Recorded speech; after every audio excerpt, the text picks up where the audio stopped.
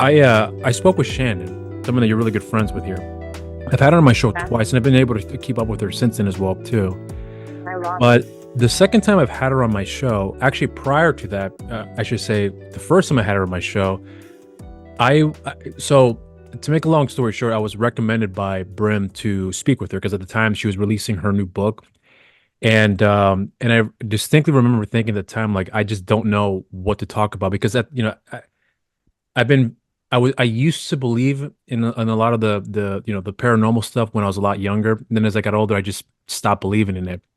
But distinctly remember thinking at that time when he had recommended for me to speak with her that, or he was asking basically, I was like, sure, but I just didn't know where to start with the conversation because it never crossed my mind at all at any point to speak with somebody in that particular field to converse with them and learn some stuff, etc.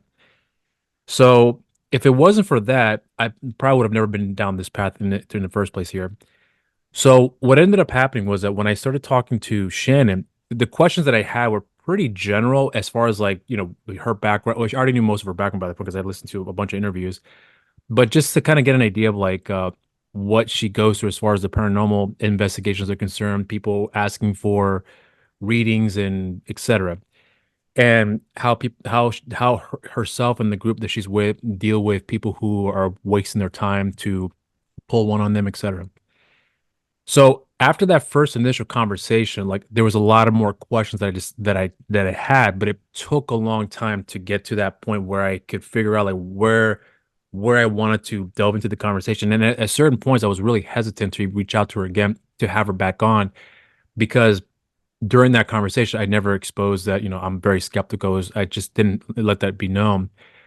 But the more I started thinking about what the kind of questions that I had that I wanted to delve into, I was a little concerned that if I asked the questions that it may probably be taken the wrong way because these are questions that I didn't think about asking before because I just assume if it's not real for me, then that's good enough. I'm just gonna move on with my day. I'm not gonna deal with it. I don't have any intentions of conversing, maybe for spur of the moment type of thing, but just never a sit down like this. So when I reached out to her, I had told her, "Listen, I am very skeptical. I'm an atheist. I don't believe in a lot of stuff, but I am actually really curious to ask you some more in-depth questions that I'm hoping you can answer for me to help me learn to understand where you guys are coming from. I don't expect to be have my mind changed, nor am I asking you to change my mind. I just really genuinely want to learn so I can understand some things that maybe I'm not seeing that you guys can help shed some light on." And she was very, very uh cooperative in in that situation, and we conversed for a good period of time. So after that, then I had some more questions, but the questions that I had, I still had to refine a little bit to figure out like what exactly am I specifically asking to learn from someone like yourself and even Shannon as well too. If it wasn't for the fact that Shannon hadn't posted on her story, that you guys were doing some sort of event together fairly recently, I don't Okay. think I would ever across had learned about you at that moment. So when she had posted, who you were and what you guys were doing together at that time, that's when I had essentially reached out to you. So, and in doing some preparation, I had listened to a few conversations you've had in the past, along with some of the Oh, readings you've done as well too. okay. Which is And going there's way back. Yeah, Going yeah, way yeah. back. So there's quite a few that I come across a while back ago. So, but there's a few things that I came across that once I saw the videos of you doing the readings, there's one like you did for like an hour and a half. There was another one you did where it was kind of like an orientation, almost seemed like from what I can recall. And there was another one for like 15 minutes. You were just doing like kind of a quick read. And whoever was there, they had asked some questions, etc. Then from listening and watching those videos, a lot more of those questions that I wanted to refine started to come out like that.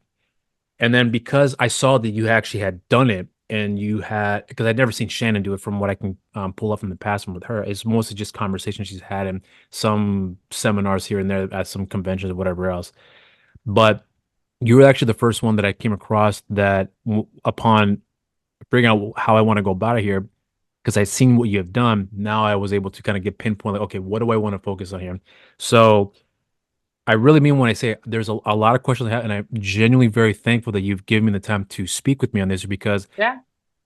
one thing I had appreciated a lot from the conversations that I had heard in the past was your bluntness. And I was like, this will be making a great conversation. So I was hoping that in me asking those questions, not to say that I'm going to challenge you because that's not the case at all, but it's really more in a sense like if I don't get it, I want to just push further so I can get a better understanding. If I don't, then it is what it is. Sure. So I hope you understand where my standpoint is Yeah. and where I want to go with it at that point. Hopefully, we can get it all done within an hour or so. Sure. With that being said, though, I just wanted to share two things here with you to understand where my standpoint is coming from, and then I'm going to roll into the questions because when I was younger, I used to believe in a lot of like psychics and paranormal stuff and etc. And I I've did had not. well, you did not, right? So growing up with my family, I had never seen anything of that, so I've heard a lot of stories about it, but people, religious backgrounds that I've had with my family, where the devil's doing these things, et cetera, et cetera.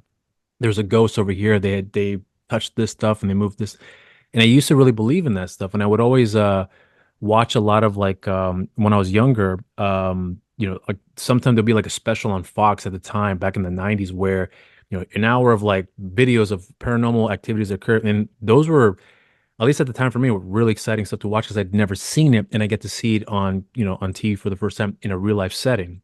So it was really appealing to me.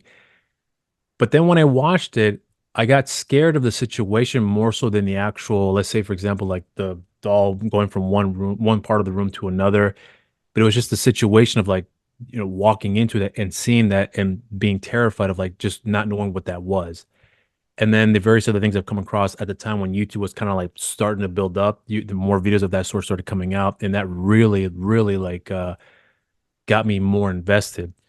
Somewhere along the way, to make a long story short, when I started to question it further, I started to look more into about people who claim they've read these, who've seen things, who perform paranormal stuff or exorcism, whatever the case may be. I started to come to a point where not to say that you have to satisfy my urges to figure out the answers, but it was more like I just wasn't satisfied with what I was hearing when it came to um when someone would do a reading and they would ask several questions to pinpoint someone's loved ones and the messages and so on. So it was kind of like erratic. I'd never found it to be fully consistent. Once in a while, there might be something that they may be able to hit that was on point, but then I come to find out later on that wasn't all the time. I would find out later on that, well, they spoke with that person before they did the actual session in front of other people, et cetera. And I was like, oh, well, that makes a lot more sense now. And then I come to find out that's a fairly common practice with some, not all of them, but some. So once I got to that point, I was like, okay, I'm just dropping off this path of like following through with and studying it for I just pretty much gave up on it up until I was recommended to speak with Shannon. And then when I spoke with Shannon, it was still lingering in the back of my head, as I've already mentioned earlier. So I've asked Shannon in the past, and I'm actually going to start with this with you because when Shannon was sharing with me about why does she do what she does, what she's doing now, and then even during the conversation too, she mentioned that she kind of want to just step away from, take a break, and do focus on other things as well too. But I had asked her about if it was really important for her to make sure that what she's doing to not necessarily prove to people, but to show like this is legitimate, this is very, very real. I'm very passionate about it. I've been doing this for X amount of years. So it is very important for me that when I talk about these things, people understand the gravity, the importance, et cetera, et cetera. So that is essentially my question to you because I want to understand where you come from with that. If when someone like myself who's talking to you and saying, I don't believe in this stuff, here's why, but I'm curious to learn about where you're coming from with it as doing what you do. And understanding like what your response is to that. Is it more like well, I want to make sure that people understand what I do is very legitimate and I can prove it or whatever the case may be? Or is it one of those things where this is what I have, this is what I'm gonna do. And if you still don't believe it, wash my hands and move on with my day. So I'm just curious about where your stance is on that for someone like myself. And when you do come across that, I'm sure it varies how you deal with it, but what is your approach with it when anyone comes up and tells you, I don't believe in this stuff, prove it to me, if that makes any sense. Okay. So when it comes to who I am and what I do. I don't call myself a psychic. I don't like to use that term because I am specifically a channel and like this radio to the other side. A Right. lot of people in the paranormal industry like to refer to me as a human Ouija board Right. because of this eccentric way that I communicate with the other side. So I specifically call myself an evidential medium. And the Right. reason why I call myself an evidential medium is because I bring forward evidence. When I show up at these paracons, these events, these different things where there's multiple psychics and mediums and tarot readings doing their reading, I'm extremely skeptical of them and the work that they are bringing to these events because it's very vague. It is like, oh, I have grandma here, or you need to go sit by the water. I think your life is a little bit heavy right now. It's so vague, and it's not pinpointed the way that I do things. So when I sit down with somebody, I ask them, the first thing I ask is, do I have your full permission? Because I just want their permission. I call myself an evidential medium. And I begin, literally the reason why I'm called a human Ouija board is because ever since I was a little girl, my hand would just start to kind of write. So if you could see what I'm doing this, like I am the planchette on a Ouija board. And the way things go, I've kind of got this like system with the other side. I want who has passed to step forward in order. So say mom and dad has passed, mom passed first, dad passed second. I want them to write their names in order. I want them to take my hand, write mom, and then dad. And we'll go back and forth, mom, dad, mom, dad. So I will step forward first to mom and I will explain, I have your mom here, but I also have your dad. And the reason why they're stepping in to me in this order is because mom has passed first and dad has passed second. And then I will have them validate to me, were they married or did they divorce? And they'll explain to me, were they married? Were they divorced? If they were married, the only thing that ever separated them life was, of mom passing first. And then there was this gap of time where dad had to go on in life, trying to figure out how he was going to raise the kids by himself or just literally just continue life without her. But he'll also explain to me, was I buried? He'll show me like I was buried in a cemetery, or he'll physically tell me like I had cremation. My ashes are back at the house with so and so. And I want them to bring forward full evidential detail. So mom passed first, dad passed second, mom was buried, there was a spot reserved for dad. I want them to give me so much detail. So I will, acknowledge mom first. I'll do that a little bit, but then I go into mom and I want to hear her story. I want her to tell me, how did she pass? What happened to her? Was it illness? Was it a car accident? Was it suicide? What exactly happened? And where did she pass? Was she in the home? Was she in the hospital? Was she in an elderly home? Was it just sporadically on the road in a car? I want the full details of where the passing happened, what exactly happened to her, and where is she? Is her body, did we do a burial? Did we do cremation? And I will tell her whole story, and then I will move to dad, and then I'll do the same for dad. And then if there's anybody else, say we have like uncles, sisters, brothers, children, I will go through every single person telling their story. Then once I get all of that out of the way, I have them start talking about the person in front of me, who you are, what you do for a living, what your career is, how many children you have, and exactly what, like to the T, like is it 2 children, is it 3 children? Are they boys? Are they girls? If there's 2 boys, there's 1 girl, just full detail. Maybe around the age that they are they in school? Are they going off to college? How are they doing? We'll talk about them specifically. If all the kids are good, that's great. Maybe one of them's having a really hard time and they're dealing with drug addiction right now. They're dealing with, just depression, or they're being bullied in school. And I go over everything. So that's why I call myself an evidential medium. I do not call myself a psychic. Yes, we're going over psychic information about all this stuff that is happening here in the living as well. Plus the mediumship aspect of everything, of these people who have passed on, how they've passed on. But I don't like to call myself a psychic because I don't like to take credit for it. None of it is me. I am a channel.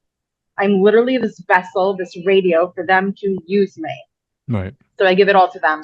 I'm so different than other psychics and mediums because some people, I don't know, it's so different the way I'm doing it. I'm literally like this human Ouija board. So while they're making me, I don't even use a pen because it will slow me down to sit there and try to write everything. So I just put my hand on the surface like I'm leaning on a Ouija board, and I let them use my hand, and I write all these words and tell you everything that they are saying while I hear, feel, and see. Now, when it comes to the passing part, say like they had passed of a heart attack, they just kind of bring my awareness to the chest area. And that's usually based on, heart attack or something of the lungs, like say lung cancer or pneumonia, or maybe you literally got crushed to death, in a car accident. So they'll bring my awareness to various parts of the body. Usually when I get pulled to the head while we're going over the facts of like how they passed, like with the head, that's usually tied to like dementia, or Alzheimer's, or like a brain aneurysm, something along those lines. If we get pulled down to the lower, part of the body, like stomach or like down by the pancreas, that could be intestinal, it could be pancreatic cancer, it could be, but I like them to bring my awareness to that part and then tell me what exactly it was. So it's a mix of all of the clairs, hearing, seeing, feeling. But the main thing is I'm literally this human Ouija board. They're using me. So different. So while I'm doing my shows and everyone else is doing their readings, everyone could walk out of there. All these other psychics and mediums, they're walking out of there fine. Whereas I look completely drunk and obliterated as if I was drinking or smoking a joint. I'm very drained.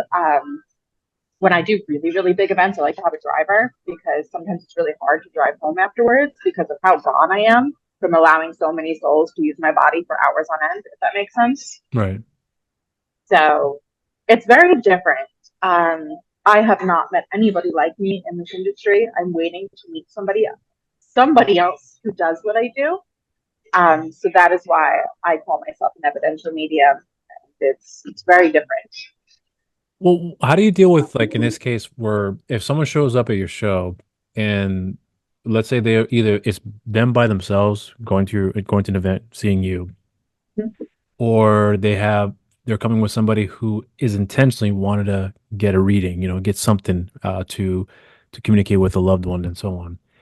But when you're with somebody who is, shrugging their shoulder, having their hands crossed and then, like that, and they have the intention to, like, I want to see this, but I just want to see if you can prove to me Yes. that you're telling the truth because I want specifics, like you mentioned before. In those situations, are you more cautious about how you approach it, or is it all the exact same way? Well, I know I got this ability to do this here, so what I'm doing now is not going to be any different from what I did the night before, 3 hours ago, whatever the case may be. Like, what's your approach with someone specifically in that, with that kind of an attitude or disbelief, if you will, that you are going to approach them to, try to alleviate the tension, if you will, of them being so resistant, if you will.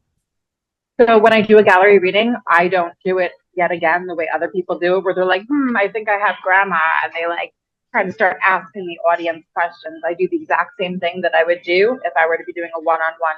So as I'm standing in front of this audience doing a gallery reading, Hmm. I will kind of scan everyone and feel where I'm pulled to. And just whoever I kind of feel like I'm pulled to the most, I'll go to them. And I will say to them during the show, do you mind if I read you? Because I want their permission, Right. just in case.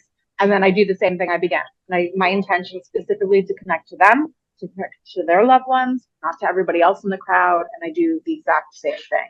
It is not like, let me try to scan the room and figure out what this person is. It's all like intentional, if that makes sense. Right. I understand. Um, I do get some people in the crowd sometimes who are like that, who are, very skeptical. And then I do the reading for them and they're like kind of looking at me like, how did you know that?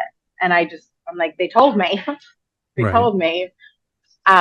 Sometimes most of the scenarios that I'm running into where it's not about like not believing.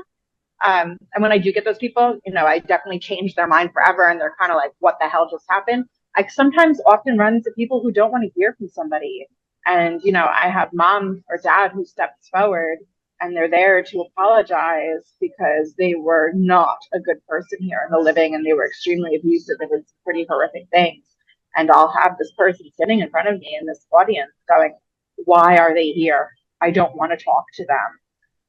Like, I don't want anything to do with them. And all I could think of in those moments is like, why did you come to this? Why did you come to this if you didn't want to hear from them? But Mm. I do it anyway. I keep going. I relay the message. I say, I'm telling, this person in front of me, they say they are so sorry. They finally see things for what it is. They're owning their shit, literally. Right. Not that it will ever validate anything that they did when they were here in the living. That's typically more of a problem that I'm running into. but it is not broad and vague. I'm specifically scanning the crowd. I pull into one person that I feel like I'm going to go to this person. I try to read as many people as I can during Right. my show. As many people as I can, because I feel bad. I don't want to just read 2 or 3 people. So I try to get to as many people as I can. I over accommodate. And it's the same thing. Very intentional, very evidential. Person to person. When you are talking to somebody who, you say you change their minds, like what exactly, what's usually the first thing they tell you, apart from the fact, how did you know this stuff? Like, but just what specifically comes, is the most consistent thing that happens when you tell them something that, converts them, if you will, that you hear the most every single time, apart from the fact that, how did you know all that information? Like, what's the most common thing you come across with everybody? Well, when I have those people in that moment, they're very open. They're open to the experience. They want to see, what happens, whatever. I will literally call them out on it in the middle of the reading. I'm like, you didn't, I'll curse too. I'll be like, you didn't Hmm. believe in this shit. Like, Hmm. you didn't believe in this. And, and your loved ones on the other side, so and so, mom or dad, they were extremely religious and they didn't believe in this. Now they're like, what the hell is this really happening right now? Hmm. Usually they're very baffled and they're pretty blown away. And they're just like, they look starstruck, they look Right. starstruck. That's about it.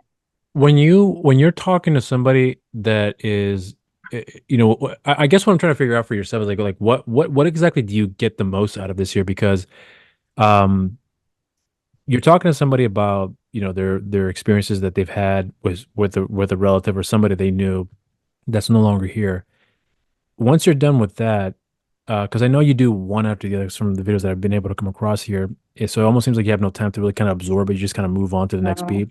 yes. But once you're complete with all that stuff, you mentioned before you get drunk, you're pretty much drained and so on.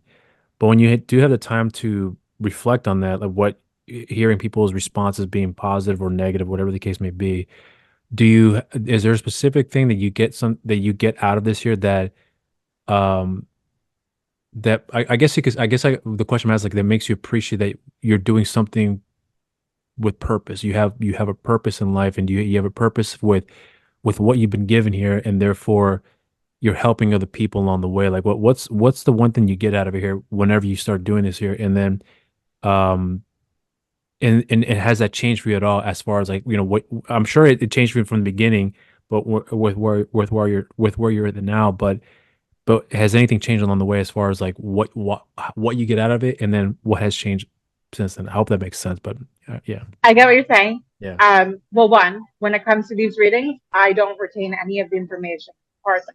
Like, it goes in one ear, out the other. By the time I get home, I forget pretty much almost everything that we went over. I'll remember maybe some, like, the main chunk of it, like, who I talked to maybe and how they Mhm. passed. But at a big event where I'm doing readings all day, I can't remember anything. It all just disappears because none of it is me. It is them. It's like I'm allowing souls to step into me, to speak through me. Mhm. So I can't retain it.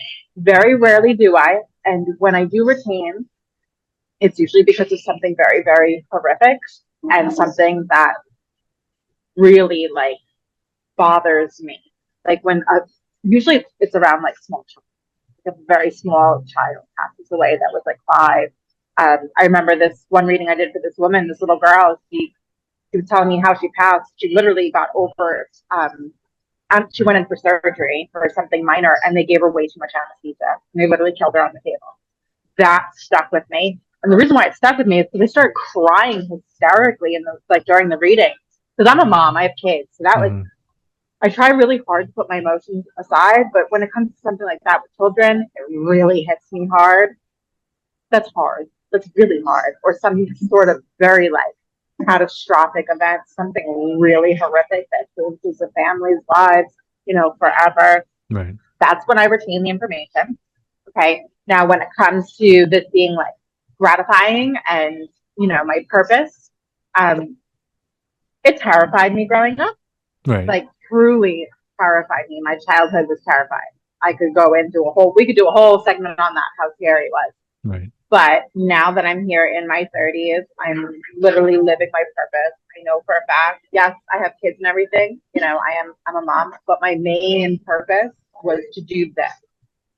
And the reason why I believe that, this is a thing and this is why I have this gift is when I do these readings, you know, the psychic readings, those are great and everything. I love talking to people who have ones. I love specifically that element of everything, of connecting to people who have passed on.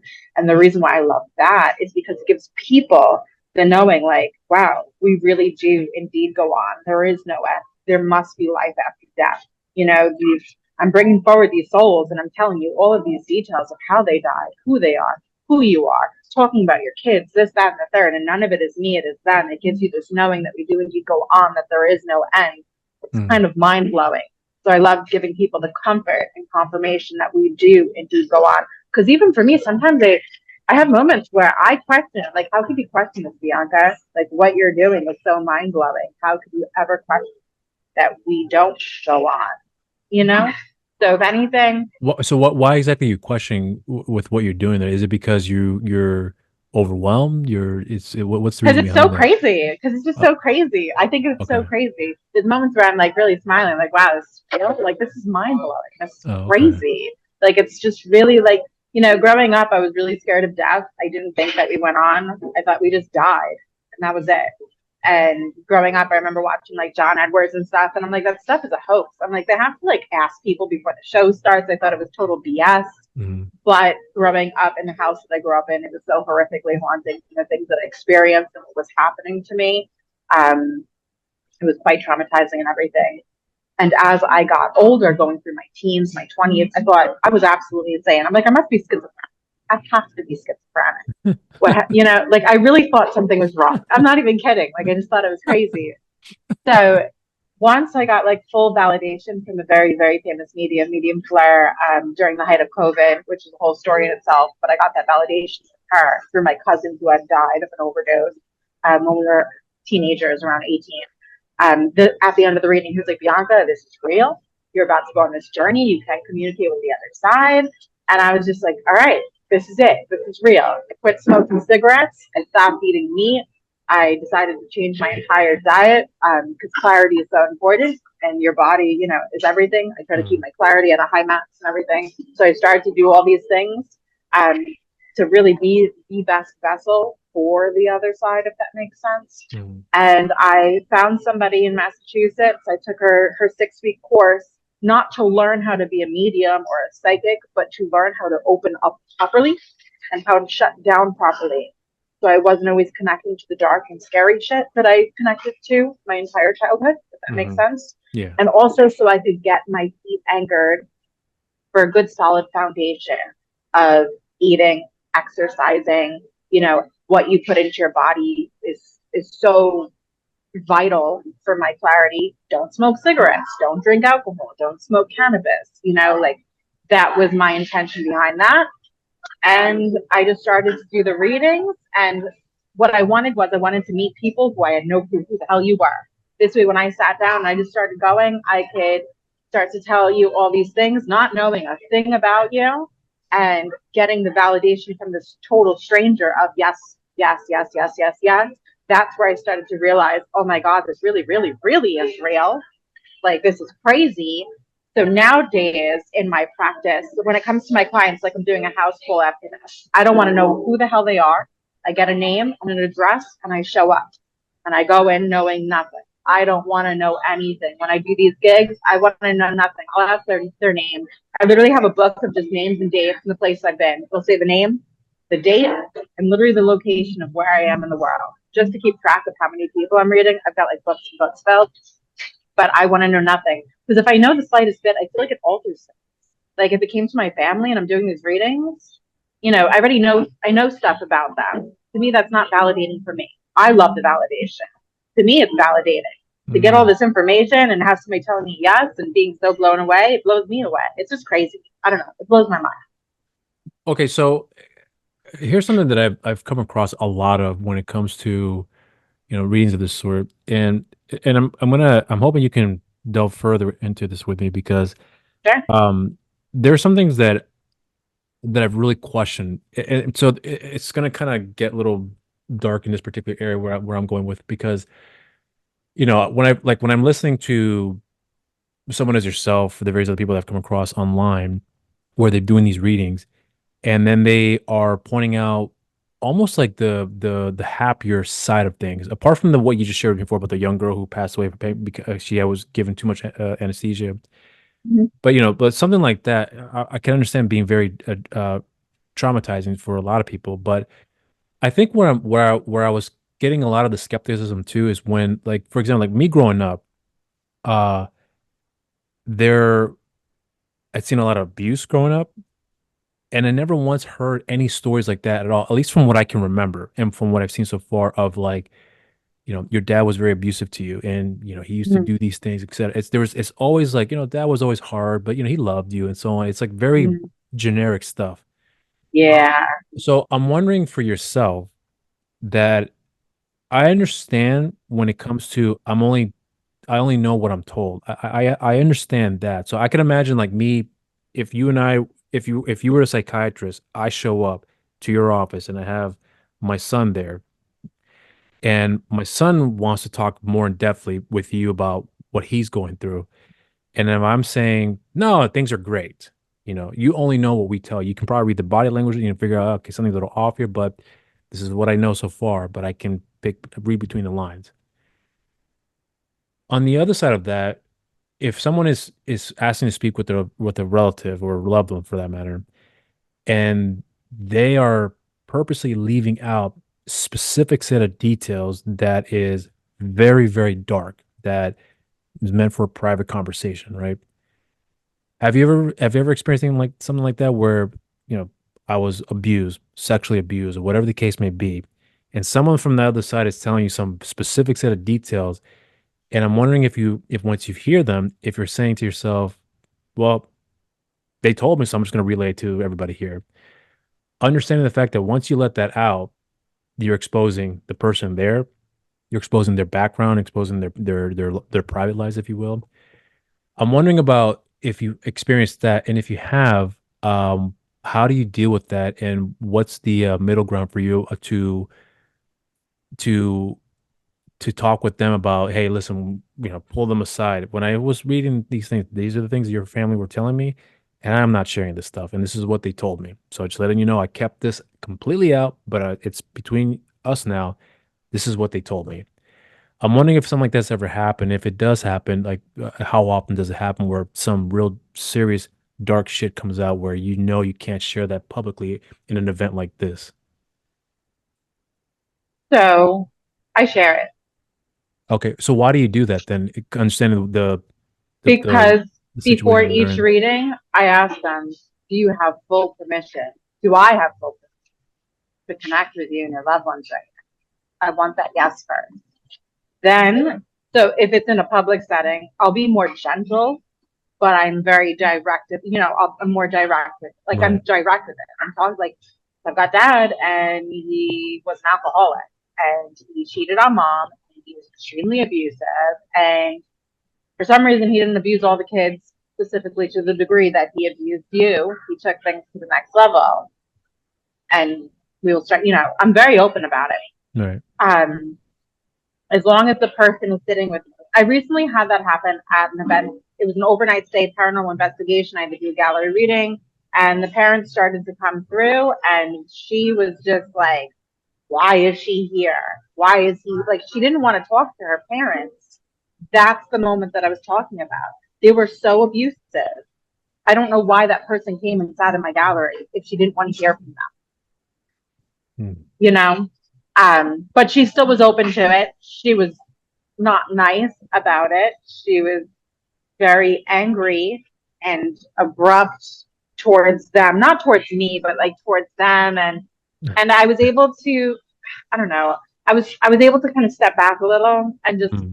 I was able to keep going, but I was uncomfortable for her. Does that make sense? Yeah, I understand where you're going with here. Yeah. But in these gallery readings, when I come across these situations, I'm still very forward about it. And I'm not mean, I'm gentle about it. And I'm like, hey, I have dad, I have mom, they divorced. dad did so, this, like, and usually I have not had somebody freak out and leave or anything.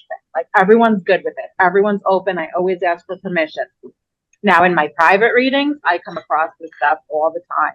I have heard some really graphic stuff. And I've had to go over this with numerous clients, child abuse, sexual abuse, all sorts of abuse, Hmm. um, crazy things. And I'm, I'm blown away. I'm grossed out. But this is my job. This is what I have to do. And the client is fully open to it.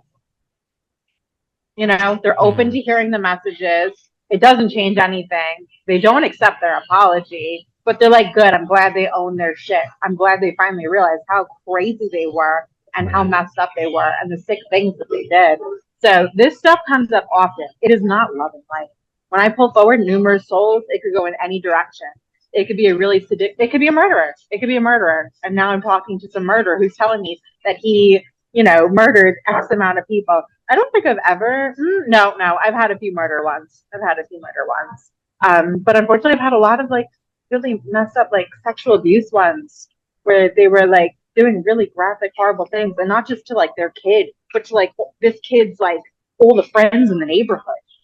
And then they had to do like 20 years in prison, and that's like crazy. I see it all. I hear it all.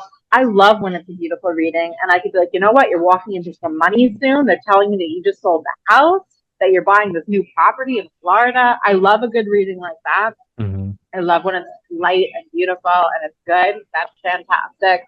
But there is a lot of heavy things that I do have to see, and I'm not the medium that's going to make it, you know, all gentle and light. You're Sugarcoat coming it. to me, you Right. want this reading, we're going to go over it. We're going to talk about everything. Whatever's coming through is going to come through. If you've got your crazy uncle on the other side who abused you and died and wants to come forward to own his shit and to apologize, then we have to talk to him.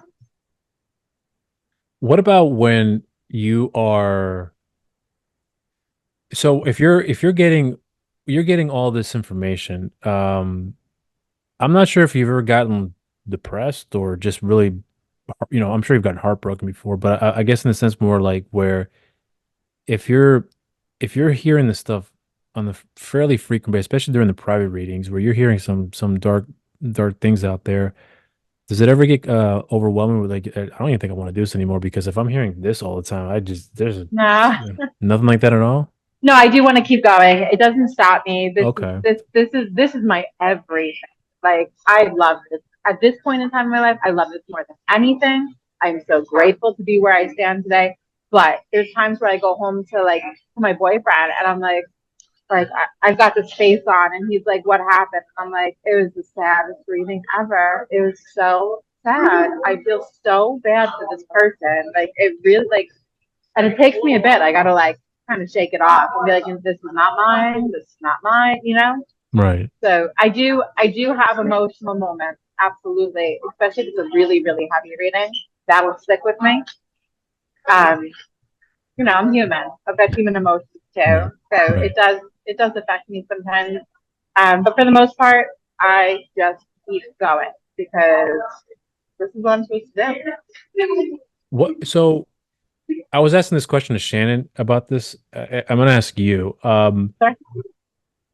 What do you expect to happen once you pass? When you, because I asked her about this. You have this gift, and it sounds like it's a gift that's you really just can't. It's like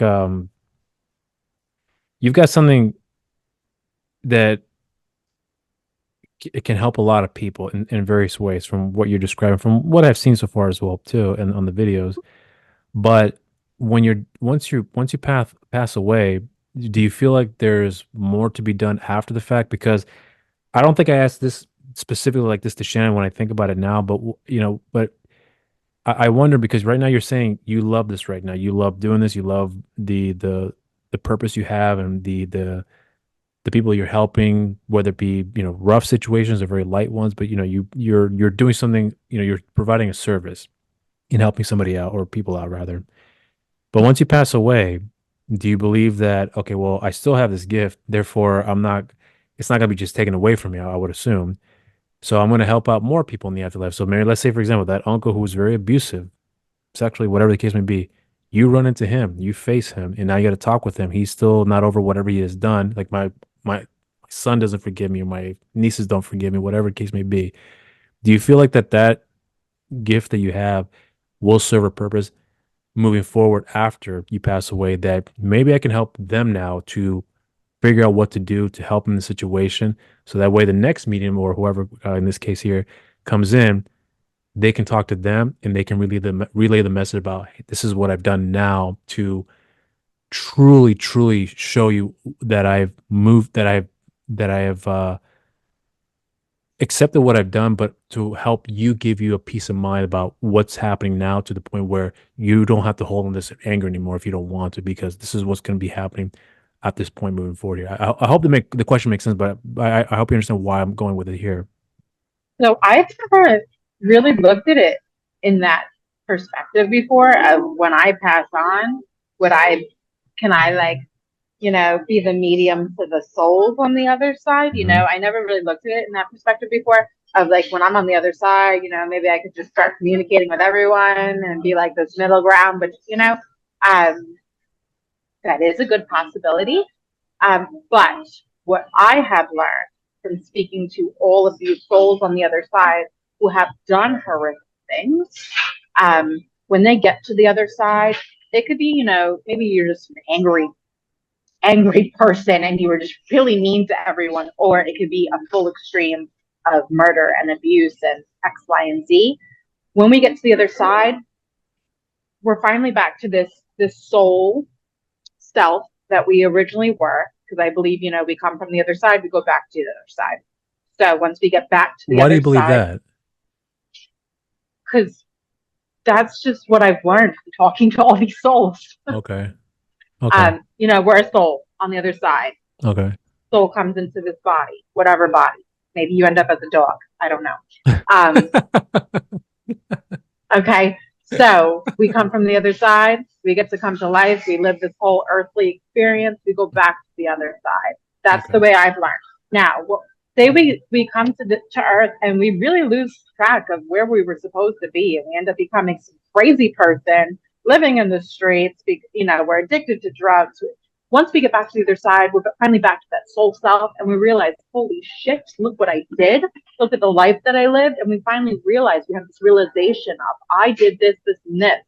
Now you have this full clarity.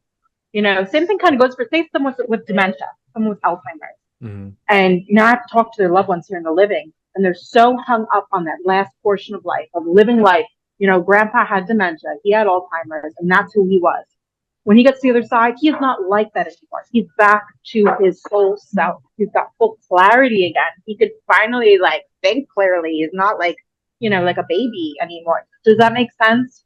It does. So I think I'm finding a little confusion on here, and I'm hoping you can clarify with this, is that, so essentially what it almost sounds like to me, that because of of the background that I had growing up, I was always taught there's a heaven and hell. You do good things, you go to heaven. You do bad things, depending what those bad things are, if you haven't asked for forgiveness or accepted Jesus or whatever else, that you will end up in hell and you will burn for eternity, etc. Based on what you're telling me right now, it sounds like that the soul that is brought into this earth and comes into a body, be a human, whatever the case may be, they do all these things and then they go back to the other side and they realize, wait a minute, the guy that I am on this side was not the guy that I was here. yes, And I realized that how much I fucked up in my life, in that life. And now I had to talk to my uncles and whoever else is still alive and say, I'm so sorry, but I have no way of telling them, but this person can do it for me. Let me talk to them. That's the part where I'm confused about, because I'm not sure. I want to understand of what that means for someone who is, say, commits a horrible act, whether it be a murder, rape, whatever the case may be, with pure bad intentions. Then, I don't give a fuck who it is. I'm just gonna do it, and I mm-hmm. don't care the consequences. And then all of a sudden, they come back into the afterlife and they realize that wasn't very nice. That's the part where I don't understand. So I was hoping you can So clarify what that means. I 100% agree with what you're saying. Okay. Mm. Now, most of the time, I have found most souls on the other side. Okay, say they were abusive or sexually abusive. Sometimes I've found souls on the other side who did those things. Okay, Hmm. I find often though with the sexual abuse thing, they don't want to tell me. They kind of tiptoe around it. It's weird. Like they're like afraid to tell me that they have sexually abused this person sitting in front of me. Right. But for the most part, I find them. I find them on the other side. They want to own their shit. They want to really, take responsibility. Maybe they're just like nasty. They mom and dad fought all the time. He was an alcoholic. He hit the kids. Most of the time, I find those souls on the other side. There's been maybe one or two incidents where someone I'm like, oh, your dad's cross, but I like couldn't find him. And the reason why I couldn't find him is because he literally raped like almost 20 little girls in the neighborhood. This little girl kept inviting her friends over, and what he was doing was he was bringing them down to the basement. This is like really like heavy stuff for your Hmm. viewers, but he was filming them, making child videos, and doing these things, and this little girl couldn't understand why her friends weren't coming over anymore. And eventually they caught the guy. And he went to prison for his entire rest of his life, and he died in prison. I couldn't find him. I couldn't find him. I was able to find the information, but I like couldn't find him. It's very rare where I find somebody who goes to that darker space. I was raised extremely Catholic, where you go to hell for, say, cheating on your wife or Right. being gay or something Right. ridiculous. That is not true from what I've learned from speaking to souls. You get to go to the other side for those things. There's these rare incidents where I can't find the soul. And that's only happened to me a handful of times. And there was some really, really, really, really graphic. Um, that's when I can't find them in that type of, realm. You know, Right. they're more in this darker space. Now, I don't believe everything they taught in the Catholic religion. Where you're going to go to hell for cheating on your wife. That is crazy. That's crazy. Hmm. That's crazy. Or Yeah. just the crazy things they try to implant in people's brains. I feel like that's literally a way of trying to control society. You Yeah. know, um, so I've pulled away from that. I'm more spiritual. I'm very connected to the other side. I do believe in this higher power, this God, whatever it may be that But is on the is it other like side. a definitive guy from what from No, not from okay. what I've experienced. No, it's like the other side. It's like this higher power. And, Okay. I connect all these souls. There's guides. I don't do that weird stuff. No offense to anybody out there, but I don't do that like where I channel angels and I I see what you're saying. channel Okay. guides and Okay. I literally speak to beings, people who have lived here in the living and who have died. Then when I work in the paranormal industry, that's when we get to have Bianca connect to the weird, scary shit, the stuff Hmm. that does exist in that darker realm. I'm able to draw that in. I'm able to talk to, say, these murderers who are living, who never really crossed over to heaven. They're not really in hell. It's like they're in limbo. I don't know. They're kind of like, Purgatory. I guess that's Okay. more of how it's not really like, kind of being earthbound, maybe Mm. these crazy hauntings. I'm able to go and do, I'm the medium that goes in and talks to the scary shit. And you could see it in my face too. Like my whole demeanor changes. You could see this weird shift in my face. I could feel when there's something totally inhuman or something that's just not normal. Right. And I'm able to talk to that. And it's usually I'm good. There's other times where I go home and I'm not good. And things get really weird. Um, So what about when it comes to the side of like of what is the purpose of like life? Because you know I've had this conversation on a few occasions here because I asked this question before, and I'm pretty much going to ask you here the same. But I I don't I used to believe things happen for a reason, and I'm mhm. not saying the people that say they do are wrong. I'm not implying that, but I'm just not convinced that that's the case. But the reason why I don't believe that is because there are far too many good things that happen, but there are just And as bad much as things. bad things that happen So as well too. what I have learned is like I said before, we're the soul on the other side and Hmm. we come to earth. into whatever body, dog, cat, human, I don't Mm. know. But I believe before we come to be, we sit down and think of it as a blueprint. We sit down with whatever guides we may have, whatever beings, God, the universe. We sit down and we decide this is the life I'm going to live. And sometimes we choose some really bad stuff.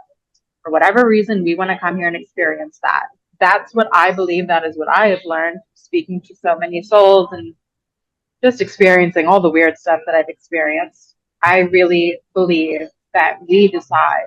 And if we were to dive into my background of where my story begins, it is very dark. It's messed up. I have been through some of the most horrible things. But standing where I stand today, I believe that I had to go through abuse, addiction, whatever, all these crazy things.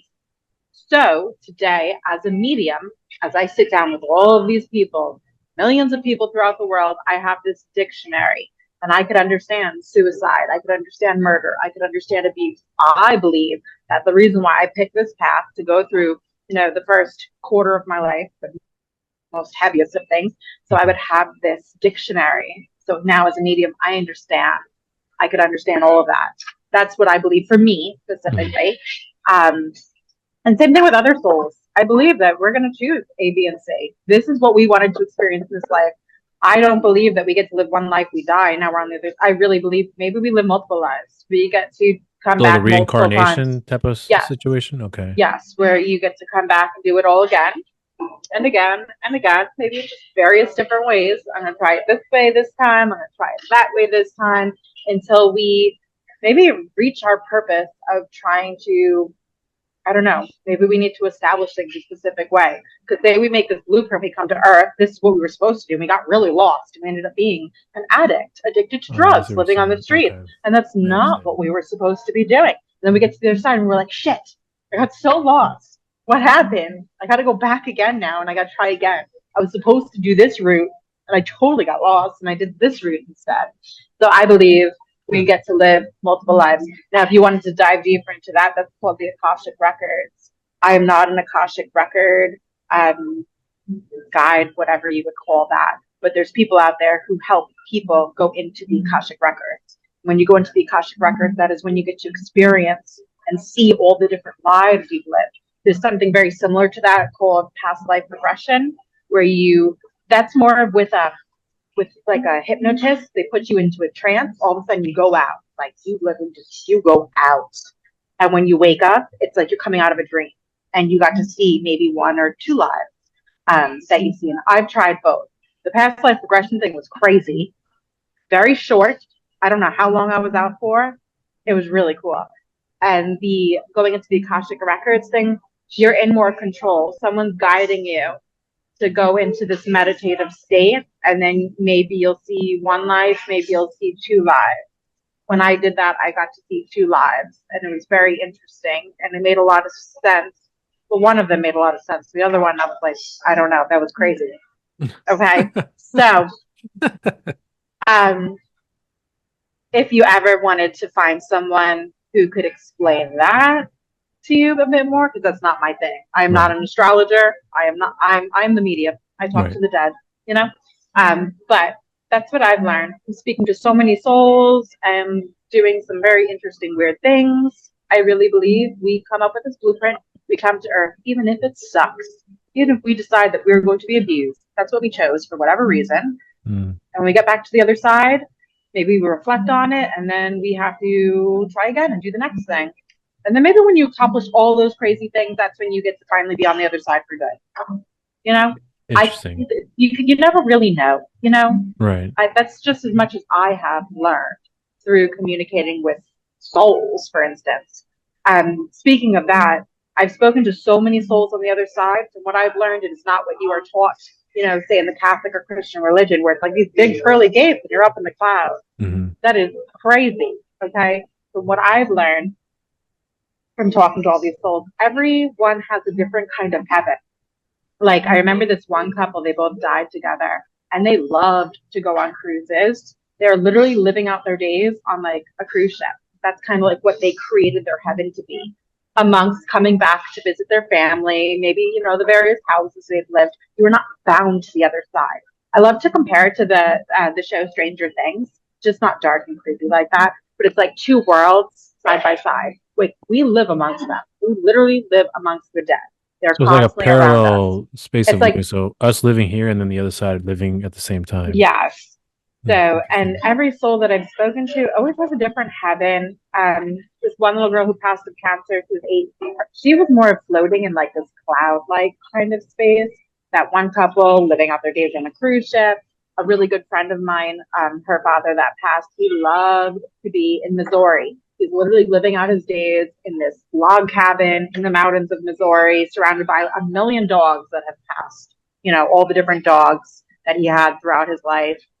So it's always varying and kind of different. It's So interesting. that's what I have seen and learned. No one ever shows me what you would think, what you learn in church or whatever. It's just this big, pearly gates and everyone's walking around practically naked. And I don't even know. Does that make sense, kind of? Yeah, I understand what you're getting at here. So, So, there was a lot that I really wanted to get your perspective on when we spoke when it came to something that you said very specifically towards the end, I think, where when you had mentioned before about going to these events, cons, and whatever else, and I mentioned to you about my skepticism, especially when it comes to a lot of mediums who claim that they're reading people and they're doing these various cold readings and whatnot, and something's not hitting on the mark, and listening to their reasons for how certain things come to them, and then why they're getting it wrong, but they're still receiving these messages. It's kind of like wishy-washy to me. But yeah. when you had said before about how you walked in, you figure you feel that if not half more of these guys are full of shit. So how I wanted to start off with you right away really is about your opinion on the more or less the bad name that in this case mediums or psychics or whatever the case may be get because of the amount of really bullshitters that are doing this stuff. And then if someone like myself, who's very skeptical, gets a reading from somebody and it's completely off, and then one day, if I'm coming across you, and let's say you happen to catch something that you really want to bring to my attention, and I am completely dismissive of you, and I explain to you that I don't have any reason to believe this because my experiences with mediums have been X, Y, Z, and let's say something that's really important, you say I have to tell you something, but I'm saying I'm not going to believe you because it's not going to work. Now, I don't think it's like this all the time, but I always have that one chance where the thought that I meant to say that you have something that's very important to tell someone like me. This is really important. If I don't tell you, you know, it, if you don't work on it, it could get worse. And I need to tell you what it is. And I'm saying no, just from the previous experience. So in a situation like that, when you feel, I'm not sure if you ever gone through that, but if you have, or if you have not, if it crosses your mind, like what's your initial thoughts about all the BS that comes with the mediums out there who claim they're doing something that they're not, and then give a bad name to someone who is like yourself, who's saying that I generally have these gifts, but it's hard for me to help somebody that really needs it because of their experiences with other liars out there. To kind of more or less start it off here for you. Wow. One, I never approach anybody in public and Okay. just be like, I have something to tell you. I don't ever do that because you don't know if someone wants to hear that. I always believe that everyone who comes to me has to want to hear what I have to say. Right. Even before starting my readings with people, before like the very first thing I say in the beginning of the Right. reading, before we Right. begin, is do I have your full permission? Are Right. you Right. fully open to everything and anything? Right. I always say that. When it comes to public places, like right now I'm in Starbucks, I would definitely not approach anybody in here and just give them a reading. Although I did warn one of the girls once about some creepo that comes to all the time in here. I was like, I had to tell her to be careful because I was really worried for her well being, like that type of situation. Right. But I know these girls really well. I'm in here all the time. The reason why I don't do that is because I did that to my children's dentist when I first started working in this industry. Okay. I was at the kids' dentist with my kids and I kept hearing the dentist's mom come to me and she's like, tell my son I know he has all my jewelry. And she kept going on and on how I needed to let him know that he had this crazy jewelry collection. Like not just like a ring and a necklace, like all sorts of like pieces, like a whole collection. So I Right. told him, I relayed the message. Within a week, I got a phone call that they didn't take my insurance anymore.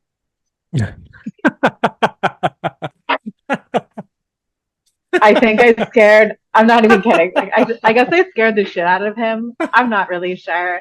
Um, so I typically would never do that. And people, it's really personal. It's really intimate for me to just like approach people and start telling them all sorts of crazy things about their personal life, Right. especially in a public setting or whatever. I feel like it's like crossing barriers, barriers, boundaries. I feel like it's not my place to just, tell anyone anything. Um, except for the girl here at Starbucks. But it was driving me crazy. And I didn't tell her right away. About maybe like 3 days later, after because I come here all the time to do like my virtual Zoom calls and everything. I said to my boyfriend, I'm like, if I don't tell her, what if something bad happens? And he's like, you can't do that. You're going to scare the crap out of her. I'm like, no, I need to. And I was right. But when it comes to that, I don't do that. I feel like it's not my place to just tell anyone anything. Also, I've Right. learned that with family as well. I tried to do that for my cousin. I told her that her grandma um, that something bad was going to happen and that she could possibly die. Right. Because her husband that passed came to me to tell me this. So I told her. She lost it. She was so mad that I told her that. She was really, really upset, did not speak to me for a bit. And then I get a phone call maybe a month later that her grandma had a major heart attack and went into the hospital. I tried Mm. to warn them. I tried to warn them that it was coming, that something was about to happen. She did not want to hear it. So I have a big rule, permission is everything. And I want people to come to me. I'm not the medium that reaches out to people randomly, on social media or whatever. Those people who do that, who just reach out with a message, those are the ones who are phishing. Those are the ones who are scam artists. Those are the ones who are trying to just get people's money. And those are the frauds. You will never find me ever reaching out to anybody with a random message. Typically, if you ever find yourself, or for anybody, if you ever find yourself in that situation where someone's messaging you on Instagram or Facebook and they're like, I really have a message to give you, you know, they are a fraud. What about what? So I'm gonna tell you an experience of one time that I've had this happen to me. I used to work at a bank a while back, and it was one of those situations. Like it's standard that customers come up and they're making transactions of some sort, but I can't Mm-hmm. remember exactly what really sparked the lady because this was a lady that happened to be at the window with me, and I don't remember what it was that she started off with me, but I do remember the details of her saying that something to the effect of like, I do these sort of readings, and I'm sensing that there's certain characteristics about you. Like she mentioned before about from what I can remember, that there's a feminine side to me, and I was like, well, I don't know about that. Not to say I have anything against that. It's not that. It's just that I don't. At the time, I didn't really understood what feminism was, other than the fact that I've been around my mom, and I can see maybe there's some similarities that I have with my mother that she might be seeing, if you will. But then she started doing something that really put me off, which was the fact that she was saying that she was sensing that I had a favorite pair of something like shorts or socks or whatever it was, and I was like, no, I don't have anything like that I can think of that's a favorite of mine. I mean, I have stuff that I like, but I don't recall anything favorite. And she was, well, that's what I'm reading off of you right now. And she was very insistent on that, like the idea of letting go of me when I say that's not true. I don't think that's the case at all. I mean, I like these things, but it's not. I don't have a go-to favorite, is whatever it is. And she's like, yeah, yeah, it's that's what I'm seeing right now. So it was just her insisting on it, and she didn't pressure me at all by any means, but she was you can clearly tell that she was um doing something that I truthfully at the time didn't care for. Like I entertained the conversation, but just didn't care for what she was saying because I literally got nothing out of it. Now, if she had came to me and said that, something to the effect of, I'm right now I'm hearing your grandmother or your great grandmother or something real specific, then she probably would have had my attention Right. if something like that comes up. But here's the thing that I personally don't one reason why I don't believe all this stuff is because the amount of details that I'm hearing from a lot of, in this case, like mediums or psychics or whatever the case may be, there's a lot of things that I personally don't feel authentic about this more or less this reading here, which is the fact that the most common thing that I've seen a lot, especially with the fake mediums, is that there's a lot of fishing, which is like I'm hearing a J, I'm feeling a Yeah. there's this and that, and so on and so forth. It's nothing really specific. And then when when I had a chance to look over some of the things that I picked up on from what I could understand about how they're approaching about it, it's you if you're going to an area that's predominantly Catholic, chances are someone's gonna be named Maria, or Joseph or whatever, something very uh, traditional within that region, considering the background. So chances are you're going to hit a lot of marks where somebody's going to say, "Yes, my mom's name is Maria, and she's Catholic and she went to church all the time." Like, oh, I'm feeling, it's like there's a lot of generalization that I generally don't see any truth behind it because it doesn't seem very specific, especially when you have somebody who's talking about.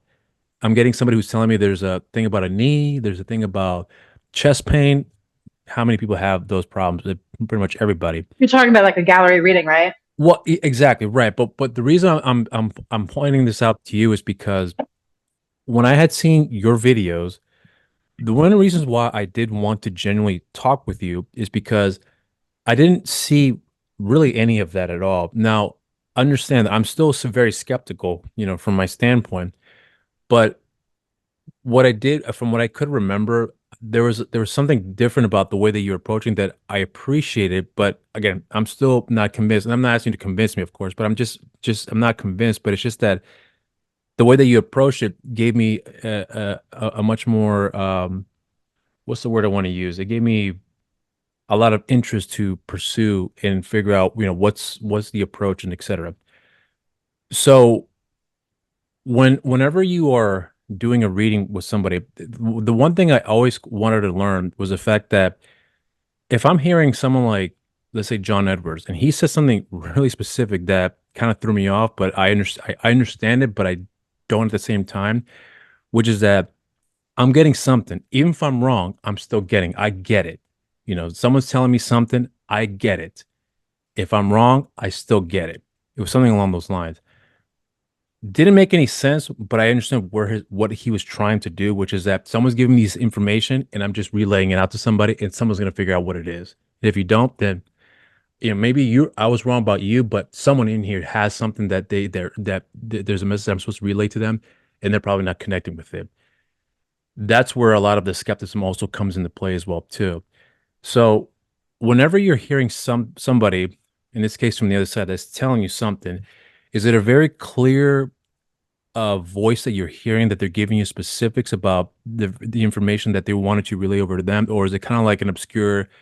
I got to figure out what they're saying, and I don't, and I'm putting the pieces together. So I'm really curious about how you are receiving the information and then being able to translate it for someone to understand like what's being told to you and give them the specifics that they need to hear about whatever the situation is that they're going to be going through, whatever else that they're having to deal with at that time. So one, when it as I've brought up, as many people know, I never do a gallery reading where it's just vague. And I'm like, I'm getting somebody with a J, and I'm like trying to figure out where this person is. I don't do that. It's very direct. I go straight to the person, Mhm. whatever person that I decide that it's all random draw. I'm gonna just read you. I'm gonna go with you. And I want them, whoever it may be on the other side, to step forward. Literally in order with specifics. Literally, if mom passed first, that's why I want to step forward first because she died first. And then say dad passed, I want him to like step forward next. I want to know the exact order who passed first.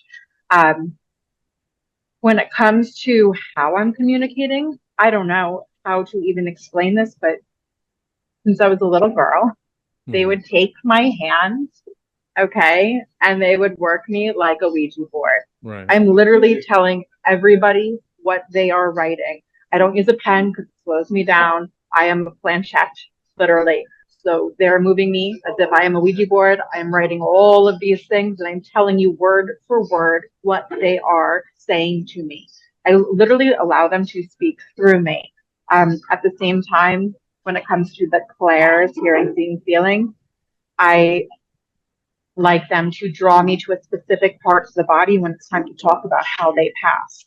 I want them to bring me to the chest, and then I want them to narrow it down. Was it lung cancer? Was it a heart attack? Was it heart disease? I want them to bring me to that area and then specify exactly what it was, how many days it took them to pass. Did they pass in the house? Did they pass in the hospital? Did they pass in transit from house to hospital? Or whatever it may be, car accident, literally on impact, like I died the second I hit that tree. I want them to be so detailed, so graphic. I don't want people to question it. I want people to be like, what the hell? How does this happen? How does this Mm. girl do this? What is happening right now? Why is this so detailed? Why is this so mind blowing? Um, when they come forward, now I'm not going to tell you I'm great with names and I'm going to tell everybody their exact names of who I'm talking to because that's not always the case. But when I do get names, that shit blows me away. Um, I know you were talking about how it can be very vague and it's like Mary. I don't want to just be like, oh, there's a Mary. I want to say I'm talking to your aunt and her name happens to be whatever it happens to be. Right. When those moments happen, I am blown away. That's like a wow factor for me. I feel like it kind of all depends on them, who I'm talking to, and how clear they want to be. Sometimes some spirits are so much more specific than others. Either way, I get all the information. But when I get that name, for me, that's like pretty mind blowing. And when it comes to like, say, region and ethnic background, I want to know shit. I don't want to know anything. Give me a dress and I'm showing up there, Right. Right. wherever it may be. Right. I don't want to know your last name. I don't want any cues. I don't want anything to alter my perception. I want to go in completely blind. I literally want to know not a freaking thing. I want to walk into the house. I want to sit down and I want to ask you, you know, let's begin. Are you open to everything? I just begin. And I'm like, you never know which way it's going to go. And I try to have as many people to step forward in order, literally like in order. Mom, dad, maybe the baby passed, maybe my brother passed. I try to pull forward everybody. It's not like that's why I'm a skeptic when it comes to these other people because it's so big. Like the lady at the bank, anyone could have walked up to you and said that. Doesn't everyone have a normal like shirt that they like in the Mm-hmm. closet? Right. Don't we all have our favorites, Right. like our go-tos? Right. Obviously, there's a more sensitive side to you. You're not a serial killer. Well, as far as we all know, like obviously you have a more gentle demeanor side to you. Obviously, there's like we all have a feminine and a Right. masculine side. I definitely have a masculine side. I am not exactly like sweet and girly all the time. There is a harsher side to me. We all have these. So for me, that's extremely vague, and she could have said anything. Like Mm-hmm. that's not specific. What's Right. specific is to be like, oh my god, your sister-in-law just passed away last week from an overdose in the bedroom upstairs on the second floor to the left. Right. To me, that's what I'm relaying to people. It needs to be so specific, so evidential, because I am not going to be the random weird psychic on the side of the road with the flashing light. I'm, the Yeah. medium Yeah. that I don't even like to call myself a psychic. I'm just a medium. I'm a channel. I Right. am this weird doorway to the other side, and it needs to be so evidential, and not just for the people that I'm, meeting with, but for myself. That's I want it to be evidential. I want it to be so crisp and clear. Um, so I totally understand where you're coming from, and I Right. totally agree with you. Truly, that's why when I go to these cons and events, I'm very skeptic, and I'm kind of looking around like maybe one or two have the wow factor that I have and are able to do what I am doing. Maybe not like the Ouija board that I am, but they're able to pull very specific information forward and tell you exactly who they are talking to. Everyone else is like, no, very, I don't know, it's so vague and it's not authentic.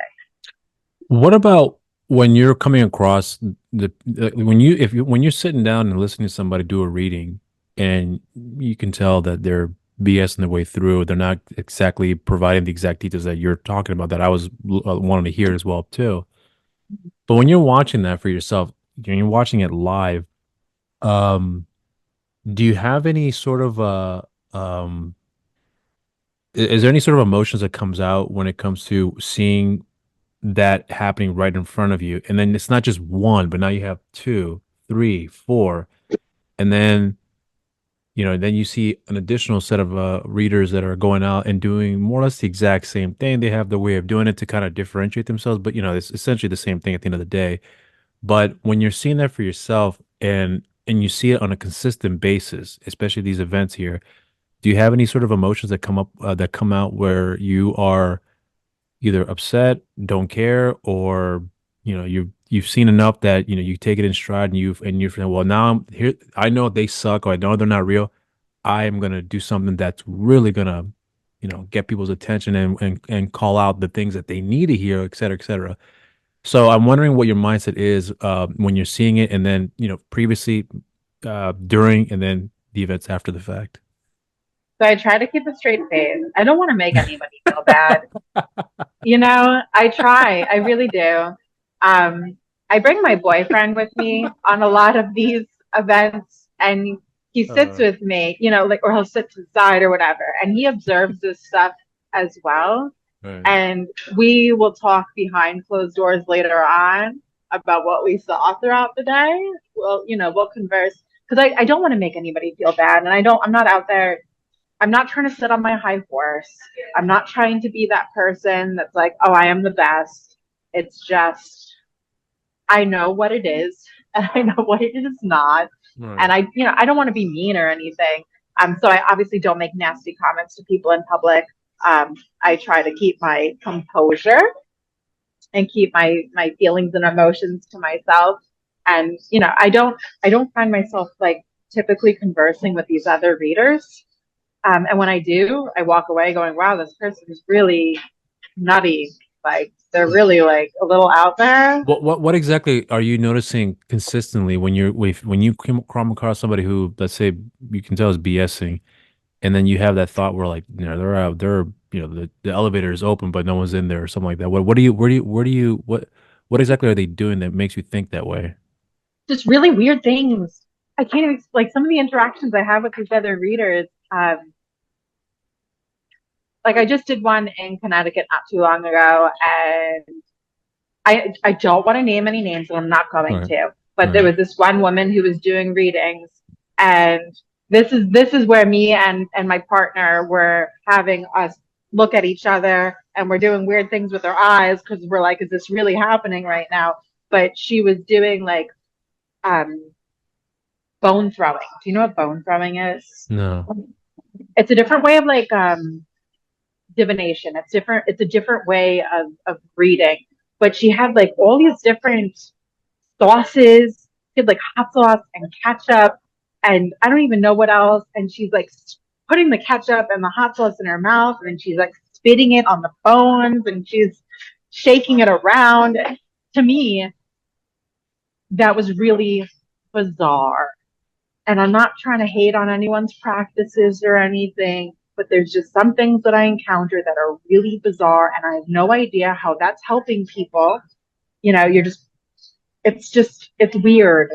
And when it comes to the other things like angel readings and What's connecting to angel readings? people's, like where people could channel angels, people could channel guides, and they're getting their information from angels and guides to give to this person, say you in front of me.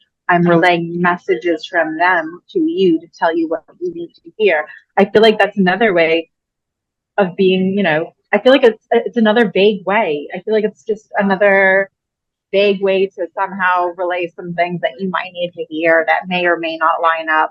Right. I don't know. There's just a lot of things that I encountered that aren't extremely evidential. And I don't want people to think that I'm mean. I'm not trying to hate on anyone, but like you, I am very skeptical of people's practices and the things they're relaying. That's Right. why I really, really care about what I do. And I love what I do. And I think it's so authentic because there's no way of faking what I'm doing. It's so detailed. It's so graphic. The things that happen, it's like, I don't know. I can't even wrap my head around it sometimes because of how detailed it is. It's just, it's a lot. What about when it comes to like, so I'm curious about uh doing readings like in this capacity here, you're doing through Zoom and whatnot. Um, because I was always in the impression that in order for you to do a reading, like you have to be in the same place as the person that's asking for the reading or you come across because um that's one of the reasons why I find it very hard to believe when somebody is saying we can do a Zoom call and I'll do a reading there.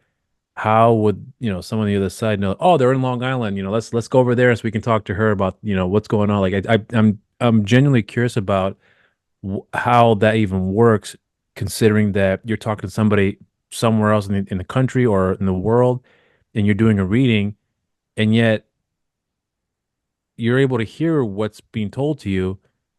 Meanwhile, the other person is like, a couple hundred miles away or whatever the case may be.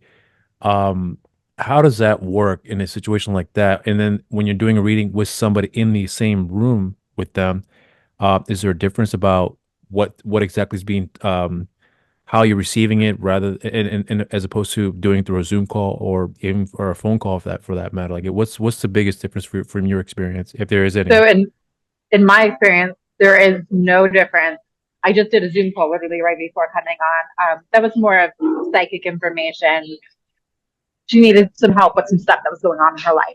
Okay. It's still being relayed to me from her loved ones because they know everything, not me. They're the ones who know. I'm just the channel. I'm just the messenger. But it's the same thing. If you think about it, like when our loved ones go to the other side, there's, they're not, they don't, you don't just, I don't know. Okay. So I know you're very skeptical. So it's hard to describe this to you. But when you die, you go to the other side. And it's Hmm. not just this, from what I've learned, it's not just like we go to the other side and then that's it. We're completely cut off. Right. Heaven, I try to tell my clients all the time, heaven is not this faraway place. We literally live amongst them. I love comparing it to Stranger Things, just not dark and creepy like that. Like two worlds, literally. Well, sometimes dark and creepy like that, but like two worlds totally side by side. Okay. Now, whether I'm with you in person or I'm doing it on a Zoom call, for me, it's perfect. Everything is exactly the same. There's no barrier. I feel like on the other side, things run at like a different speed. Maybe that's why I go so fast with my like Ouija Hmm. board technique.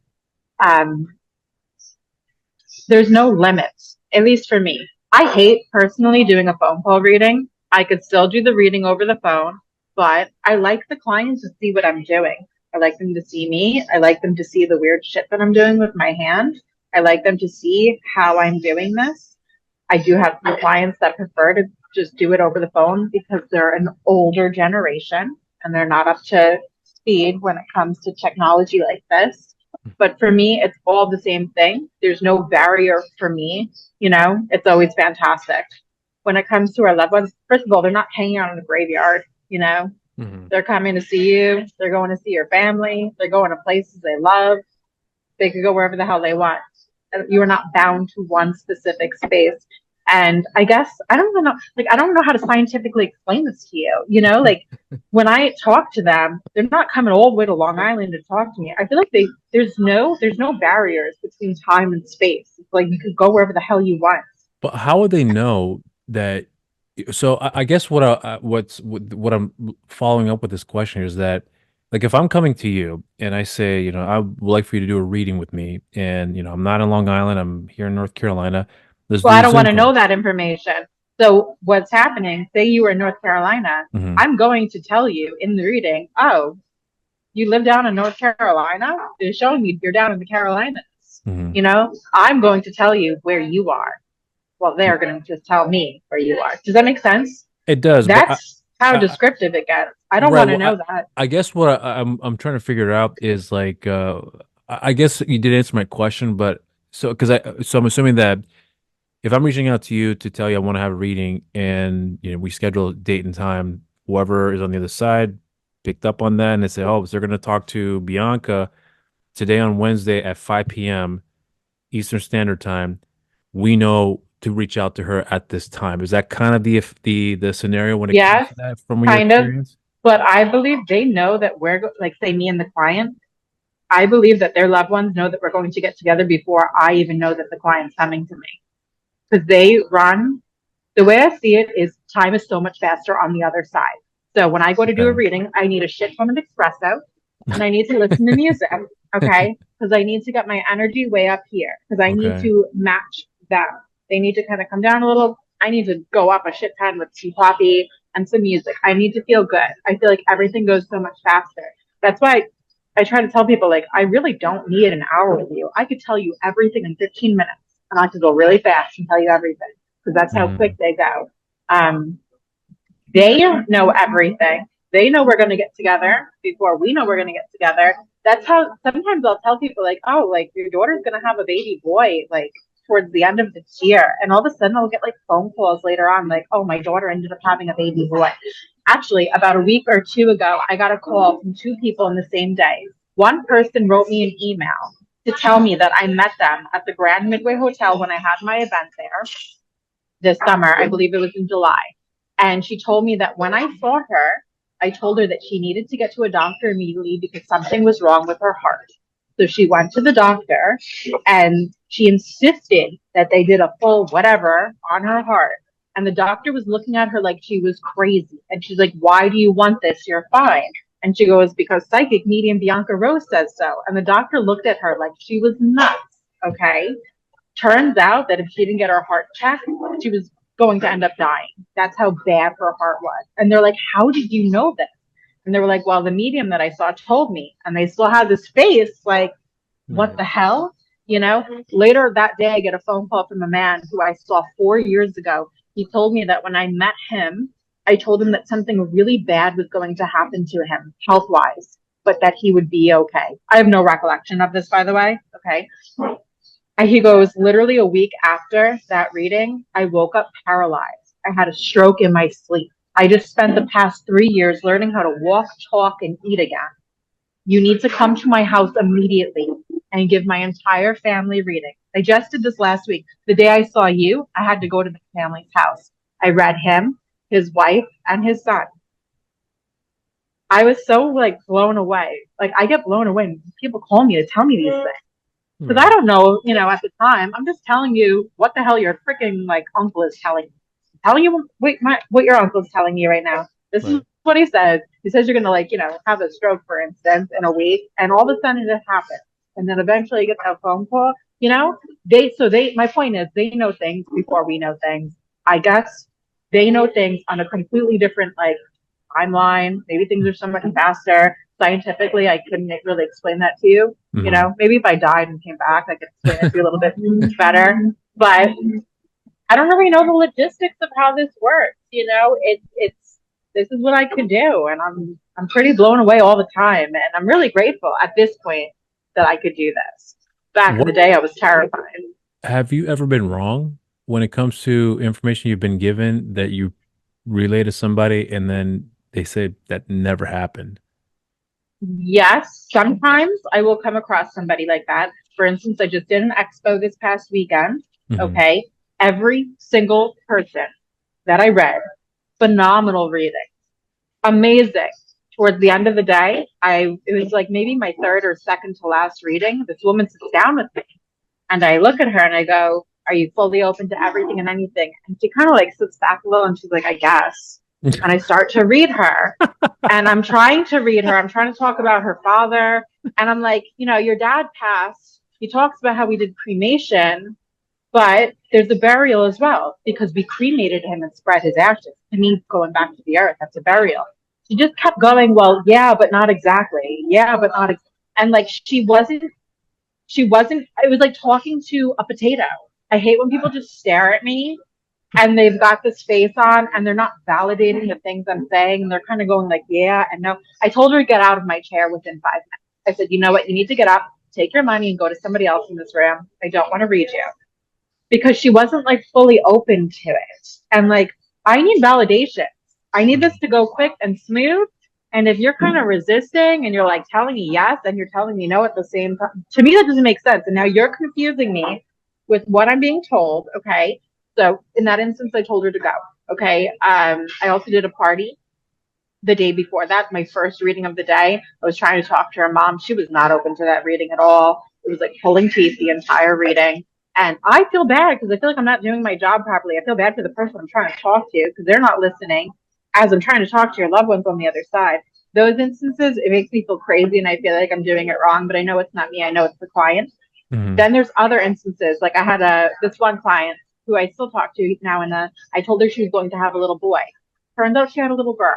I think the reason why I told her she was going to have a little boy is because she was so convinced that she was going to be having a little boy. I think I pulled the information of what she really wanted and not what was going to be happening. She really thought she was going to have this little boy.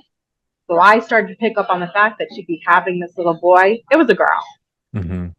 Does that make sense? It does. So when you're going through that experience and you don't hit the mark on the during those readings, how do you feel about that? Like, are you afraid? Do you have any concerns of whether or not this will have any negative effects? Where so like one person just says, I want to have a boy, and you say, yes, you're gonna have a boy, and it turns out she has a girl.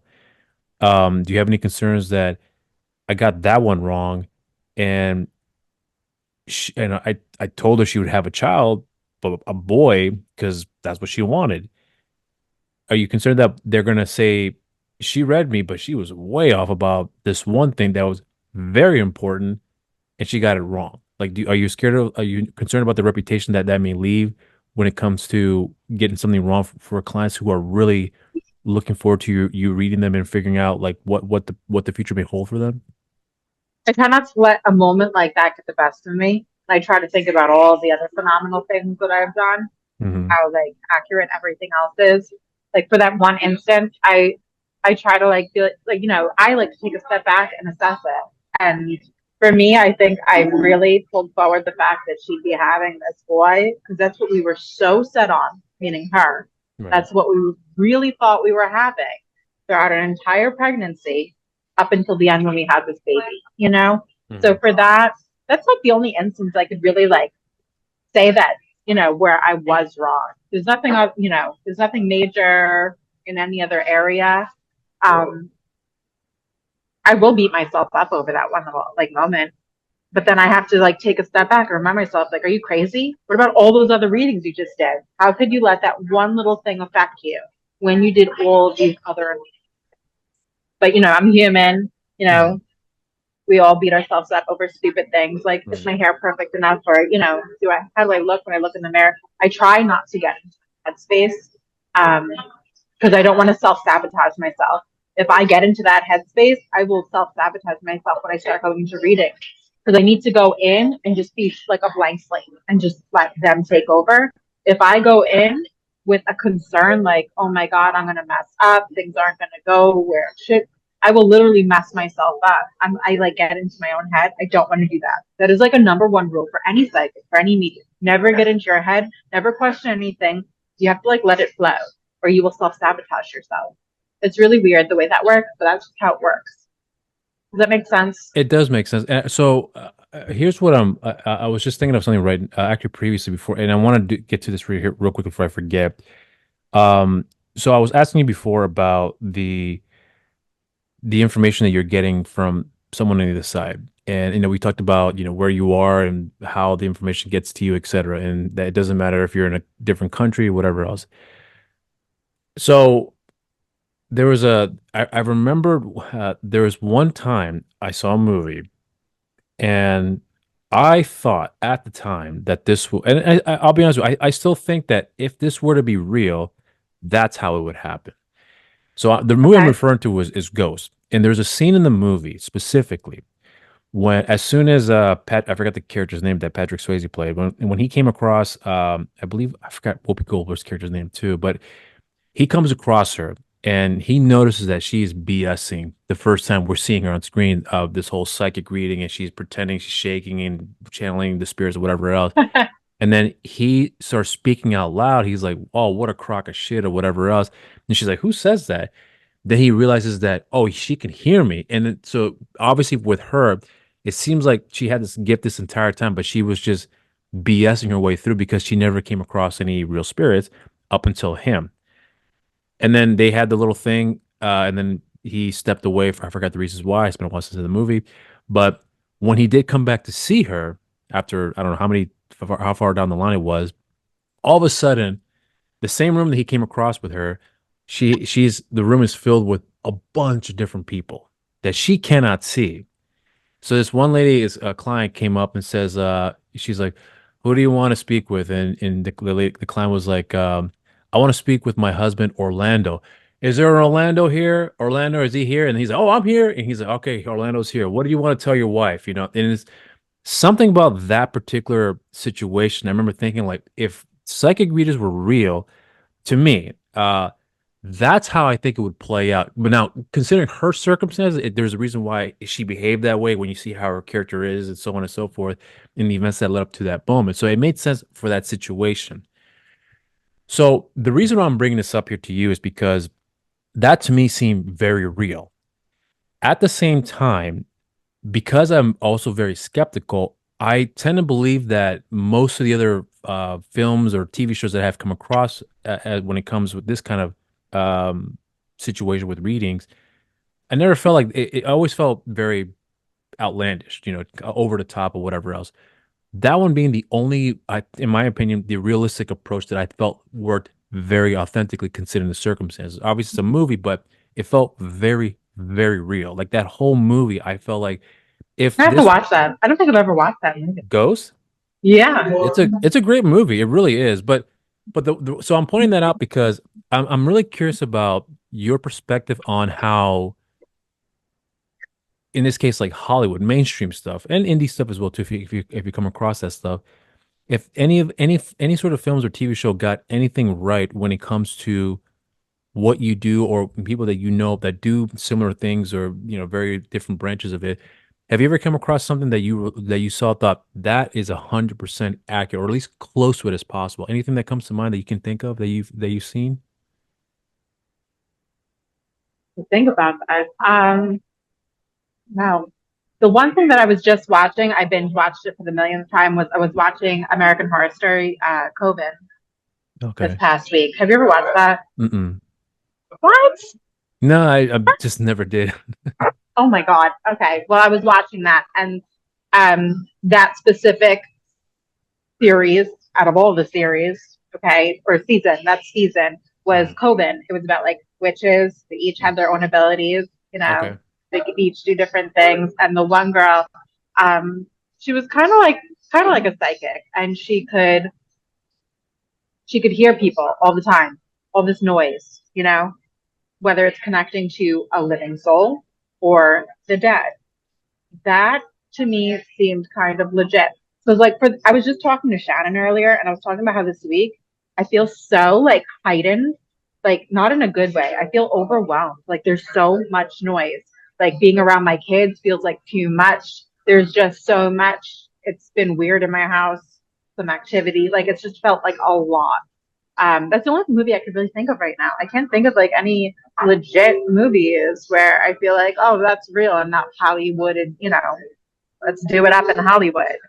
What Um, what at about least in this moment, I can't think of anything right now. what about something you've seen that you looked at and you thought this is a fucking joke? Like this is not how it would actually play out in real life from your experiences. Like, do you have any films or shows that you Yes, come what's across that that stuck stupid out? show that people watch? It's like a comedy, Ghost. What is it called? You know what I'm talking about? A comedy? It's like a comedy version of Ghost. Um, I'm not sure. or You talking about Ghost the movie that what I brought up before? No, it's a series on TV. I've never watched it because it looks like a joke to me. It's supposed to be a comedy with all the dead people. Ghost. I don't know Um, which one you're talking about. I can't think of anything. You've got me in the moment right now where I just can't think of any good shows. You Or know, bad ones for that matter too. well, that one is definitely bad, which is why I've not watched that one. Ones that you have watched then that you saw and you thought this is a joke. This is not even close to being accurate. I don't know. Rally a few off to me. Have you watched a bunch? Well, I mean, you look at the Conjuring series of the films, like the Conjuring. the Conjuring 1, 2, and 3, that Oh, dealt with the Warrens. Now, granted, there's a whole because that's there's a whole history behind the Warren family where they have investigated several cases dealing with, the paranormal. But then again, you also hear at the same time that people point out, well, yeah, they did do these things, but not the way that they explained it. Like they're leaving out a lot of like pivotal information where they were not 100% accurate. And that's the most consistent thing that I've been hearing across the board with everyone who's come in contact with them. Now, they say that the events that they've gone through were very real, but the way that the Warrens handled it and the way that they conduct certain things, not the way that they had claimed it had happened. So when you look at the movie like The Conjuring, the first one, the second one, and the third one that came out, which was The Conjuring, Devil Made Me Do It, they're entertaining movies. I'm not gonna lie. I've They're watched them all. I've Yeah. watched them all. Okay, I So have watched them all. They do it up, obviously, with the graphics right. and all that crazy stuff. I've heard nothing but good things when it comes to Lorraine Warren. Hmm. She's definitely not like me. She's more of a clairvoyant, Mm. seeing things in her mind's eye. From what I've gathered from watching these movies and listening to stories, she seems more like a clairvoyant, where I am clairvoyant, clairaudient, and clairsentient. I'm sure she was multiple things, but I feel like if anything, Hollywood is only perceiving her most of the time as a clairvoyant. Her going into those visions Hmm. and Yeah, seeing yeah, things. yeah. Um, and it was only demonic. What about good stuff? They never shed any light on that. She never did readings for anybody. I didn't hear anything about her doing readings for people, of her doing readings for anybody here in the living. It was always just going into haunted locations and communicating with whatever evil presence were in these houses. So where the evidential mark when it comes, not that I'm trying to hate on her, because I do really much respect her, but where's the evidential mark? I've never seen any evidence of her doing readings for families and specifically evidentially speaking to someone's loved ones and identifying who they are and how they passed. It only pretty much pertains to these hauntings with poltergeist activity, Hmm. things getting thrown around the house, people getting possessed, and her connecting to those entities. If it's that evidential when it comes to these hauntings and it's poltergeist activity and people are getting possessed, I don't know, What? like how do we know that what she, how do we know that she's really a psychic and was having these clairvoyant moments of connecting with these beings? You know what I mean? Do you get what I'm trying to say when it comes to all of that? Yeah, I guess because you said something that caught my attention, that I find quite interesting because you said that you respect Lorraine Warren for what she had done, and obviously the films do heighten the reality a little bit, and Yeah. I that's normally always the case, but because I mentioned about the history of what they've been involved with and to what degree and whatever else, and then you're hearing the other side of the stories where people are saying, yeah, they were involved, but not the way you think. It's not like it's not told the way that the way they're telling is not accurate. I mean, some things were, but most things were not, and so on and so forth. When you're hearing that, because you said that you respect her and and you appreciate what she has done from what I'm gathering here. But when you're hearing that from people who have been with them during those cases, experienced the scenarios that they have gone through, but yet they have these opinions about what the wars are claiming and then what really was actually happened. And again, obviously I wasn't there. I'm still very skeptical, but I just come from the fact that there's nothing for me to grasp. Like, okay, I see it Right. now. But when you're hearing that from other people who consistently say this more or less the same exact thing, what are your thoughts on that for yourself? You consider for someone that who respects her and I'm assuming you appreciate what she's done. Like, do you have any opinions on the matter when it comes to what people are claiming about them, the good and the bad, but mostly the bad? I personally haven't really heard anything bad about them, except for one documentary that I watched. Is that the one on Um, Netflix? it might have been on Netflix. It was Yeah, it was about a the recent one too, demon. right? It was like the You last know what I'm? year. Yeah, yeah, It yeah. I was saw that one. about the boy that ended up getting possessed in Yeah. his sister moved out with her fiance to buy Yeah, the yeah, yeah. house. That He was wanted to for The Devil really, Made Me Do It. That was a synopsis for that yes. film. Yeah, yeah. So he wanted, oh, I got the chills.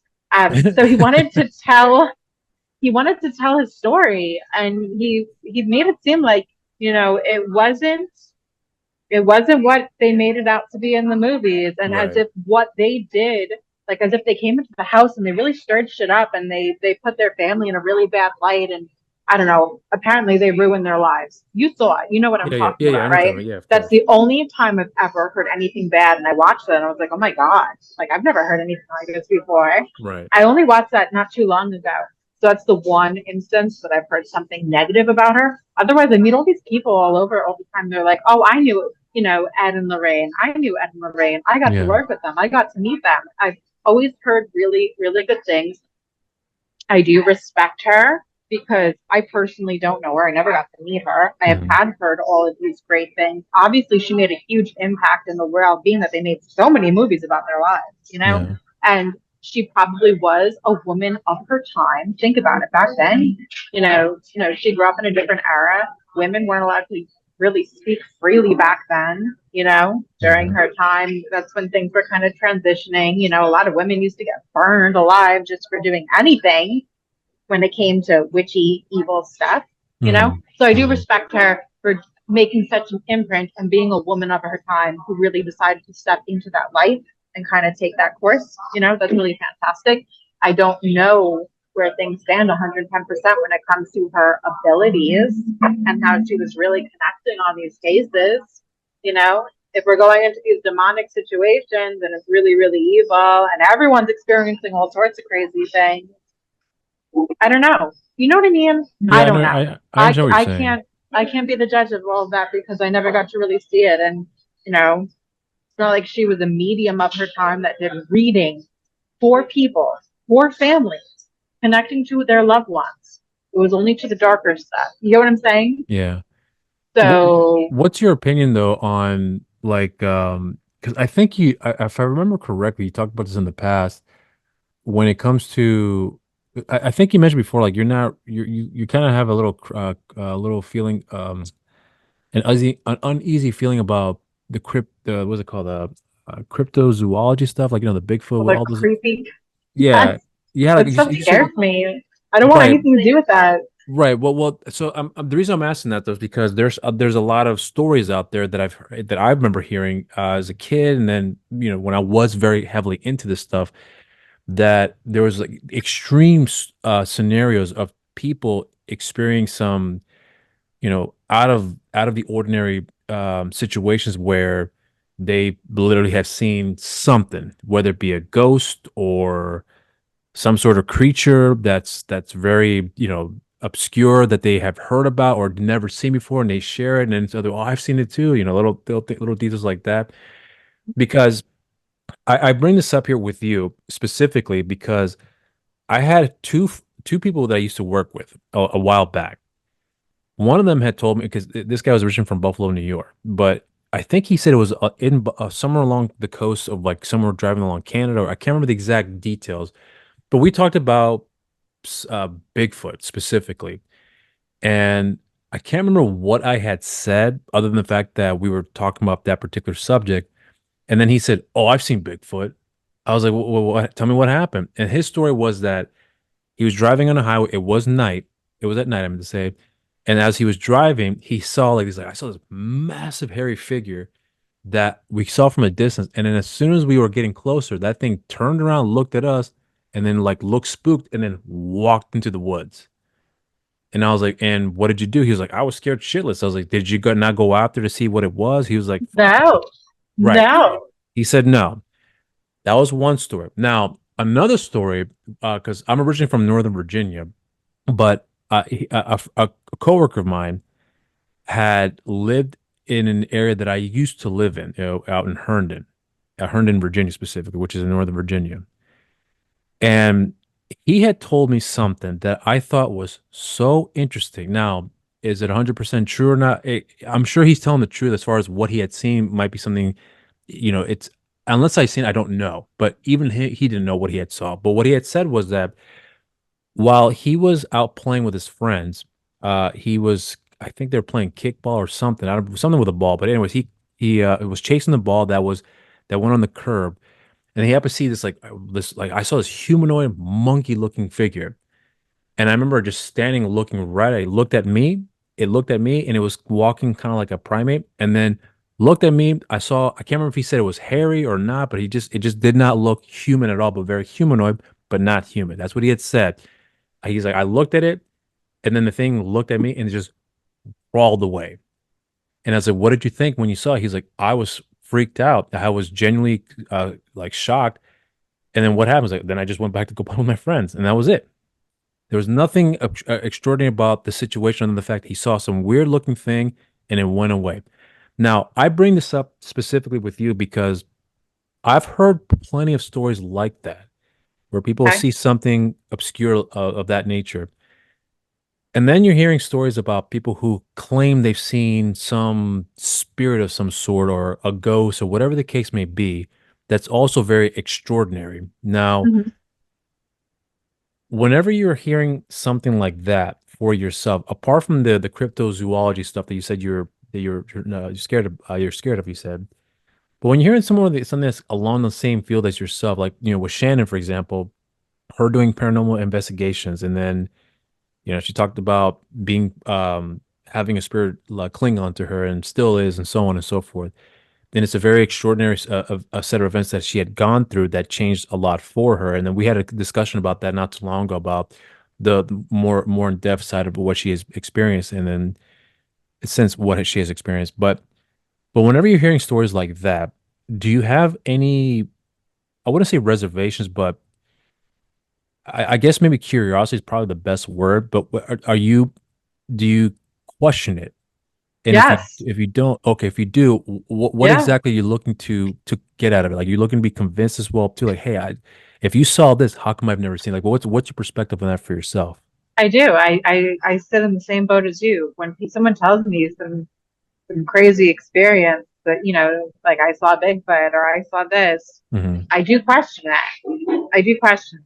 Sometimes when people, but also I could kind of like, I could feel, obviously, if someone's kind of lying or if Yeah. they're not lying. So that's a good, that's a benefit on my behalf when it comes to Right. hearing these things with Right. when like, people share this stuff with me. But I do question it. I do question it because like, is it evidential? Like, did it really happen? Right. I am very much a skeptic as well because I don't always believe everything people are telling me. And, and sometimes I'll find myself often kind of being like, oh, okay. And I like turn around. I'm like, yeah, I don't know about that. Yeah. Yeah. Yeah. Um, it really depends on the person that I'm speaking to, how they uphold themselves, and does it feel like they're really telling the story from the heart, like this really, really happened? Or does this person just want some attention? Hmm. It really depends on who the person is. Because I do believe that crazy stuff exists. Absolutely. Does it scare Crazy stuff as me? in like Absolutely. the Bigfoot. Like you The saying cryptids for okay? So you sure. do believe that's why do you believe it I if you're do. if you question it then Well, I just question people in general. People right. are very misleading. People love to tell a good story. Hmm. I do believe that it does exist. I do come in contact, obviously, because I work in the paranormal industry as well. I do come in contact with a lot of different teams and a lot of different individuals. And when someone tells me a story about something experienced, say Mothman or whatever it may be, I could tell that they're really genuinely expressing a story that truly happened to them. You know, Hmm. versus some random person that I'm meeting at a convention that just seems really off. Like that guy just feels like a weirdo. I don't believe anything you are saying. You know, it all depends on who it's Okay. kind of coming from. In my own personal experiences throughout my life, I have never seen Bigfoot. I have never seen Mothman. I've never seen, I don't know, whatever other weird stuff there is. There's quite a lot of different cryptids. I would never want to see one of those crazy crawling things on the floor. I think I would die. I would be the first person that gets eaten. I would not make my way out of there. Um, I have had a few of my own profound experiences, obviously with spirit. And the reason why I could tell the story is because I have something evidential to back it up. So we have a place on Long Island called Rogers Mansion, the Southampton History Museum. Long Island Right. Paranormal Investigators does an investigation every single month for the public at that place. Some nights are more quiet, Some nights are much more lively. The house comes alive. I've seen some crazy things. The best experience that I've ever had there was we were doing, one of our tours, and I was standing on the second floor near the hallway where the staff offices would be present day. Mhm. Back in the day, that was the slave quarters. And I'm standing there talking to this woman. And I have a recorder going because it's my job to record everything because later I analyze everything to see if anything, has been caught when it comes to EVPs. So Mhm. I'm standing there looking down the hallway and I'm like, oh my God, I just saw a woman in all white. Okay. This is what I'm seeing. Later, when I finally get my recording back to sit on the computer for hours on end listening to everything, I get to the part where I say, oh my God, I just saw this woman at the end of the hall. You hear a woman go, yeah, like whispered. She whispered, we're over here. That to me was mind blowing because that was evidential information. That was an EVP, literally, going hand in hand with me going, oh my God, I see this at the end of the hallway. That was really cool because now I've got this EVP to back up what I'm literally seeing Right. in that moment. To me, that's really profound. It's cool. I could back up my story. I'm not just talking out of my ass. That was a really cool experience because I've got this EVP that they're literally going, yeah, we're over here. Like it was really creepy though. It was like whispering. It was creepy. It was so cool. That was Have, cool. have you? So I guess what I'm trying to get more in depth with you about the experiences you have. Have you ever intentionally sought after something in your field? And I'm not talking the cryptic stuff because you already confirmed that you're how scared you are of that stuff. But I'll dive into it eventually because it's my job and I will have to face that stuff eventually. I'm okay, so scared because of an experience that I had when it was 2012. So like I could literally say aliens exist and they terrify me because of an experience I had. okay, So because I experienced that, I know all that stuff really does exist. And to me, I don't know, it's terrifying. I don't know why. It just really freaks me out so much. That one experience, like, kind of just freaked me out for the rest of my life. Mm. Um, but I will face that stuff eventually. The spirit stuff, it still scares me. I still get scared on these investigations when some Right. crazy stuff happens. I'm human. I get nervous. But did you ever? But do you ever? Have you ever gone out to sought out something that was really more or less like kind of out of your comfort zone? So, like in other words, like I'm going to use this as an example. I'm not saying that that's what you are doing, but just to kind of give like what perspective what I mean by that. Sure. So, are if you have an interest in, let's say, for example, looking into possessions, uh, this house is possessed or the phone is whatever it is. But you understand that, if this is dealing with possession, we might be dealing with demonic stuff. Mhm. I'm gonna go and check it out. I'm gonna look into this here. I'm gonna figure out what's going on and see what I could do to help to mitigate the situation, whatever the case may be. So again, that's an example. But my question is that have you ever sought out something that was more or less out of your comfort zone that you really had a genuine investment to look into that would probably really scare the shit out of you in the process. And I'm not talking about like the standards. I'm talking about something that's really considered to be like next level, supernatural type of a situation. Like, has anything like that come to mind about you taking that step to kind of go further up and, try something completely out of your comfort zone? So technically that stuff, the heavier, darker, families calling me because they're dealing with possession or they think they have a demonic haunting or they think they have some sort of crazy, just negative haunting, that stuff is out of my comfort zone. Okay. But I put myself out there and I offer my services regardless. It is a huge risk. I I try to be very strong minded and I try very hard to clear myself before stepping into those situations. Because if you are, say, feeble minded, if you go into that weak, you're putting yourself at risk even more. So I try to be very brave. I try to put my brave face on, but I do go into these homes where they ask me to come and do a clearing. Or they ask me to, investigate and then clear the home because of what they're experiencing in the house. There has been some homes that I had to go back multiple times do a clearing at least 3 times for this one family because I couldn't fix it. And I kept trying and I couldn't help them. I couldn't get rid of it. I tried at least 3 times. So I took things to the next level and I told them to reach out to my team. And I had Long Island paranormal investigators go into their house, do an investigation to get something a little bit more solid to present them with hopefully scientific evidential information of here. This is what is in your house versus just the medium coming in. So those situations, it is out of my comfort zone. I'm taking a risk. Even going to these haunted locations, like extremely haunted locations, all these different asylums, whatever it may be, it is out of my comfort zone. I'm usually scared shitless. Okay. Hmm. But I do it because I have to, it's part of my job. I'm supposed to do it. I have to do it. I'm scared while I do it. For instance, I was invited to Sweet Spring Sanatorium in Virginia, West Virginia, not too long ago, towards the end of the winter. And it was a very interesting, terrifying experience. They're YouTubers. And what they do is they pick a little, they put these little ghosts in the bag, and whoever gets the ghost with the X on it has to go do the solo. I won, or I lost, rather. And I got locked in the dungeon of Sweet Spring Sanatorium all by myself for a long period of time at like 3:30 in the morning. I was so scared. I was so scared. Like, I was scared. I was genuinely scared. And also because I know what's gone down there. Like, I know the things that are down there and the things they used to do to people down there back in the day. I got lucky and a little mouse kept me company the entire time. I'm not even kidding you. Thank Okay. God for that mouse. Okay.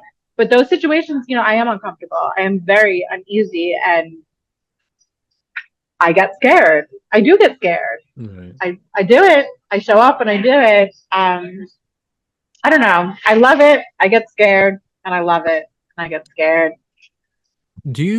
Are you a fan of like horror themed stuff, considering what you've experienced and what you do? Like, because when I talked to Shannon for the first time, like I wasn't, I assumed that because she's been doing this for over 10 years, that she would have possibly no interest at all in like horror movies or something of that sort. And then I found out that, I was actually kind of genuinely surprised that she's like, no, I love horror movies. I was like, oh, okay. Well, then, is there a specific type that you like more than others, or you prefer, you're not interested in ghosts? I really want to. She's like, no, I love it all. Okay, fair enough.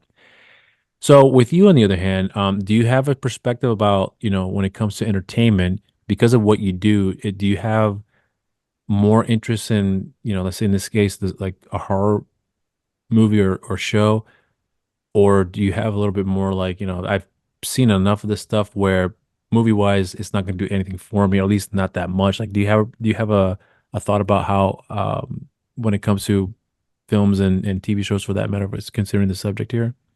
I have preferences. I definitely do not enjoy watching the gory horror, like let's torture people and chop them up stuff. That Mm, is not my thing.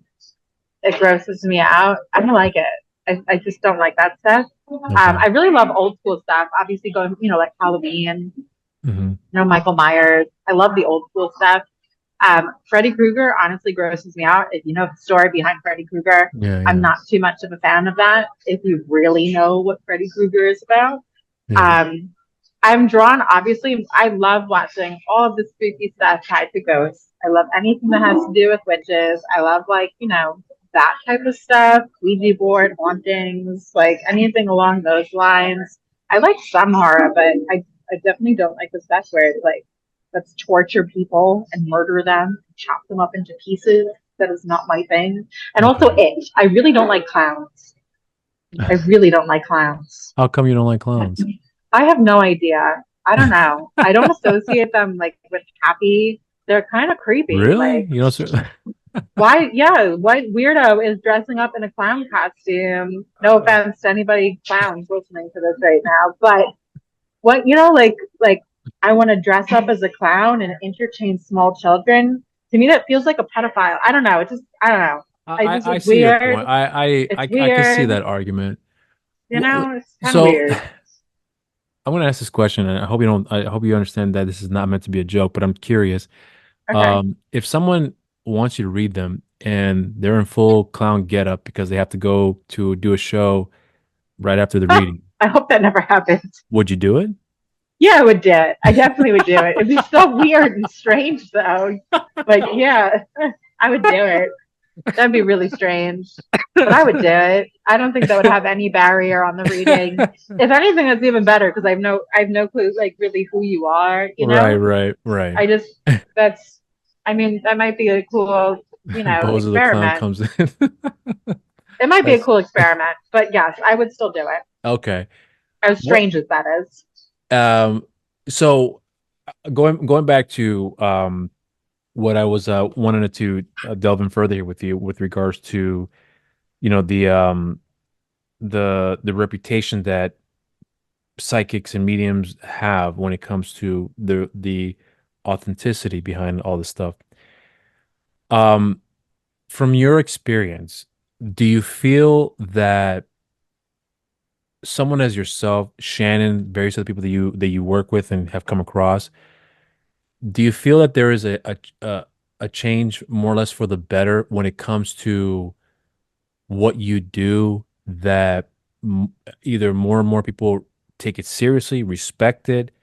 Um, do you feel that's changed a little bit from your experience since you when you first were going through the whole, I guess, realization of this gift, and then for a period of time I think you said, yeah, if I remember correctly, you avoided it, and then you got into it, and then you learned to appreciate it, and then practice it, and so on and so forth.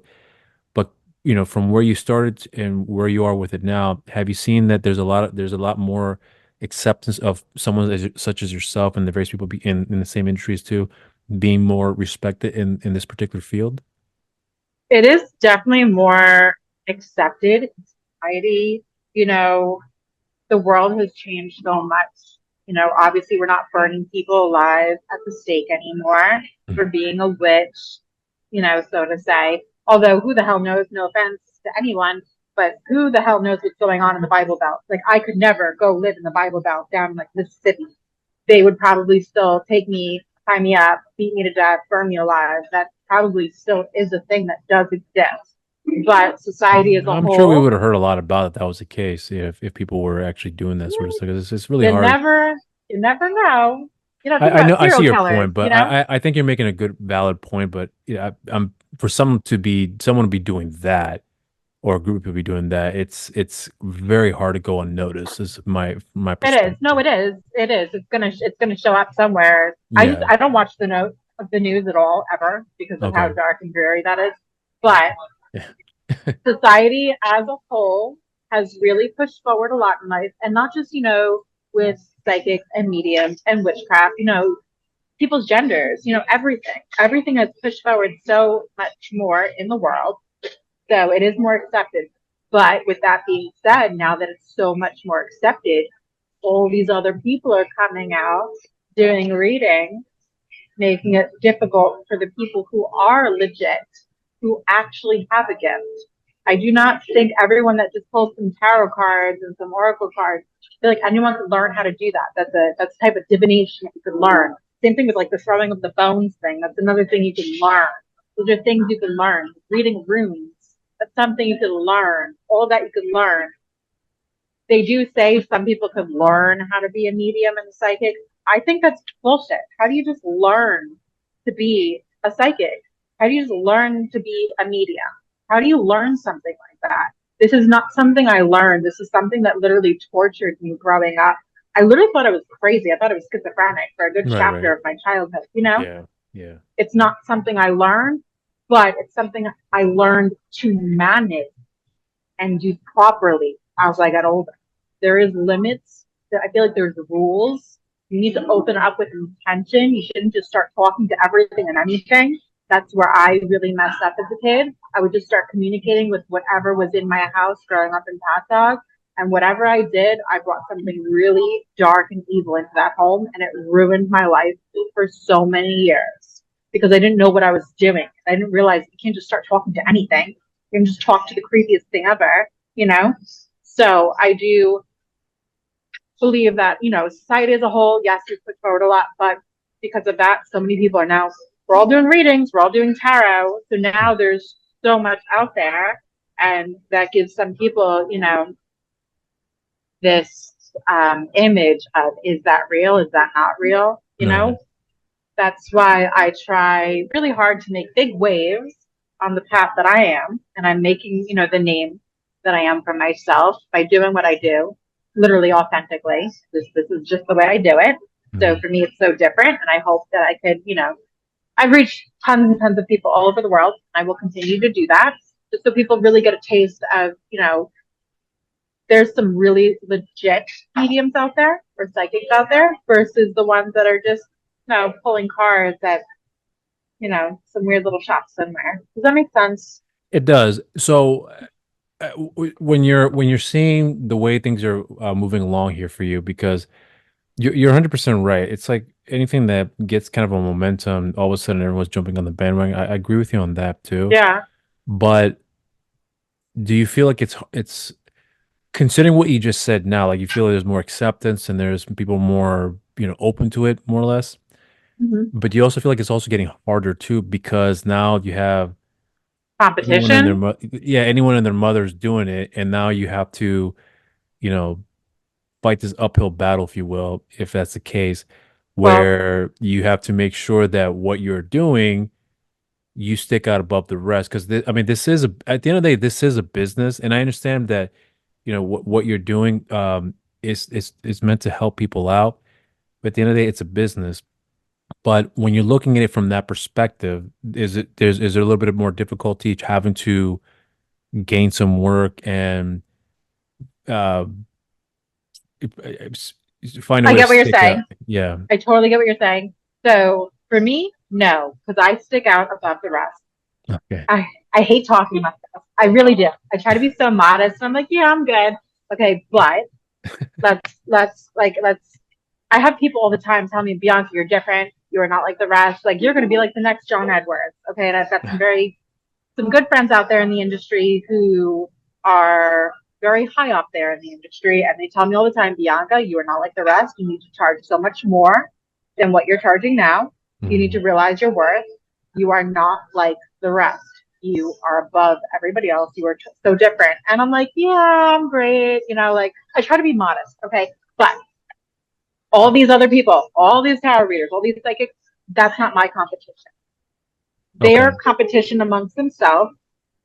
I am a whole different specimen. I am a whole different chapter. I am a whole different genre. Okay. I definitely stick out above the rest. So for me, I don't need to compete. There's no needing to compete. I am Bianca. I'm going to die one day and people are going to know me as Medium Bianca Rose. Or like I tell my kids all the time, you're going to be older one day and you're going to be like, you're going to be able to tell people, like, my mom was Medium Bianca Rose. It's so different. It's not like the rest. I can acknowledge that. I don't want to sound like that. I don't want to sound like I have a giant ego. I really don't want to sound like that. I Well, I don't have a want to I sound have a like that. question about that then because this is actually really interesting for me that 'cause since you mentioned that here about how you want to be modest, but it's to me let me know if I'm wrong. You want to be modest, but you know that you're good. Yes. Explain to me then about how you. So okay, I'm going to use Shannon as an example because I asked her before. I forgot the exact question that I asked her, but I asked her something to the effect about if she was experiencing what she's experiencing now when she was younger. How would she have handled it at that time? And she said, I would have let it get to my head. So it seems like you are battling something where you know what you're doing and you know you're good at it, but you're fighting it sounds like to me like more or less like a temptation of like, but you're really good. And therefore, you know you're good. So don't be afraid to show off. Right. Um, how are you learning to deal with that? Because assuming that if everything goes accordingly, where you are um getting more momentum, getting more work, the fees are getting a little higher, et cetera, et cetera. How are you preparing to deal with the potential demand of someone coming out calling to reach out to you for a reading and then you're saying, well, I'm charging X amount. Oh, but before you charge me, this amount, not anymore. Like, how are you learning it? How are you going to prepare to deal with that where you had a certain rate or a certain approachability? Not saying you're not approachable, but certain approachability where maybe before it was a little more easy to get access to you, but now you're more in demand. There's a little selective process, selection process that you have to go through. So if again, if you're getting more or less bigger in terms of what you do and people and getting more awareness, how are you preparing to deal with the amount of demand that could be coming with that where, fees are going up, more no's than yeses, and very selective in the process? So when it comes to scheduling, I'm literally booking into January right now here. There's still spots. You could get to me sooner, like on a weeknight, or there's still spots. Right. But I have things booked for every single month going into January of next year. I don't think I exceeded January yet. Okay. Um, when it comes to all my clients, so I put on this coming up January. I think I'm going to make an announcement before January about how I'm doing a price increase. I'm not going to just change it. I'm going to put it out there. I'm going to put it on social media. I'm going to let it be known that my fees are now changing because what I charge, it should be more with what I'm capable of doing and how I do it. People ask me all the time, like, why are you not charging more? Like, I have a medium friend from Miami. She charges, I think, 300 or 350 an hour. I only charge 100 for an hour. She's really good. She's one medium that I really respect. Like, she is good. Okay, like she's somebody I can talk higher. Okay. But she yells at me all the time, like, Bianca, you are worth well more than just $100 for the hour. I have another medium friend who's really good. She's in Jersey. She says the same exact thing to me. So I think this January, I just feel bad because I want to be accessible for people in all different classes. I want to be able to be accessible for people in the lower class. I want to be accessible for people in the higher, well, obviously the higher class. But I want everyone to be able to afford my prices, which is why I've not changed them. I do think I'm going to have to this coming up January. I'll probably maybe do, some sort of advertisement about how things are changing. And when it comes to all my clientele that have been seeing me all these years, I have like a rule of thumb. I don't want to see you all the time. I don't want to see you typically what I would prefer is I don't want to see you for 6 months. I want to forget who you are. I want to forget everything about you. This way, Hmm. when you come to see me next, I hopefully remember shit. Literally, I don't want to remember anything. And I want to have something to offer you. I want to see Right. that, life has changed. I want to have a ton of stuff for them to talk about. I don't want to talk about the same things again. There's some people who can't wait the 6 months and they want to come to me at least every 3 months, um, which is okay. And then I do have people who come to me like every single month. There's a few people who do that. At that point, it feels like a therapy session because I know your entire life. There's no way of me forgetting anything. Uh, It's literally more of a therapy session. I'm starting to remember everything when it comes to your family that I've already talked to a bajillion times. Um, but for the people that have been, I think I would tell the universe only bring people to me who can afford my services and who actually need the reading. I hate when somebody just comes to me to test me or whatever it may be, or someone who's really resistant. Like, why did you come to me in the first place if you don't want to hear from your mother who died? She was that much of mhm. a piece of shit. You hate her still to this day. She's Right. gonna come through and she's gonna want to talk to you. So, um, it's all going to have to shift. I cannot charge what I'm doing forever because of the high demand that I'm in. Like this, August is maxed out beyond belief. I tried to block spaces off, and I had people being like, "I need to see you. I need to see you," and I always feel obligated, and I'm like, "Okay, I could squeeze you in here." I feel really burnt out this week. I feel overstretched because of how high demand I am to people, which is Hmm. why my schedule is constantly full. You know, I do need to like try to like take more time for myself, take more days off occasionally, just so I could Hmm. like recollect. Um, but it's a compliment, seeing how busy I am and how quick Yeah, it's going. It is a huge compliment. I'm so grateful. Obviously, I'm doing things right for it to go in this direction. So, but yeah. don't do you're I mean, are you afraid to say no? because of what you do and I mean, are you, because it sounds like to me you're almost like a pleaser in some ways. Um, I try. I try not to. One, I need money too. This is all right. I I do for a understand. living. So I try to remind myself, Bianca, they need it and you need to get paid. It is an energy exchange. So I try to make sure that I, at least have one reading per day. I try to keep going. There's other times where I'm like, no, I'm like, you need to go onto my site. You will see that there is nothing available for 2 weeks. There's some spots available. You should claim it now. Some people will call me while I'm, heading off to an event. They're like, you don't have time for me today. It just happened this past weekend. I'm like, no, I'm doing a huge house party, and tomorrow I'm doing a huge expo at a hotel. They're like, well, what about at 9 o'clock tonight? No, I cannot read you at 9 o'clock tonight. I'm going to be so exhausted, and I call it spirit drunk from doing reading after reading. And Hmm. think about it. Say I'm reading 13 people, and with each of those 13 people, I pull forward at least 3 souls. That's a lot of freaking people. That is a lot of people. Like, I am so drained by the time I'm done. Sometimes I have to pull over a few times on the way home because I just feel totally like it's like drunk. So I do find myself saying no.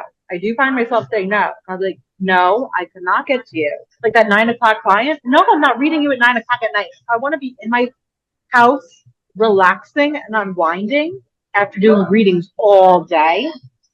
So it's not always a case of people pleasing, but it all depends. It depends where I stand. Those two huge events, hell no, I was not squeezing another person in. I'm gonna drop dead. And like I'm going to be dead with the other souls on the other side at that point. You know?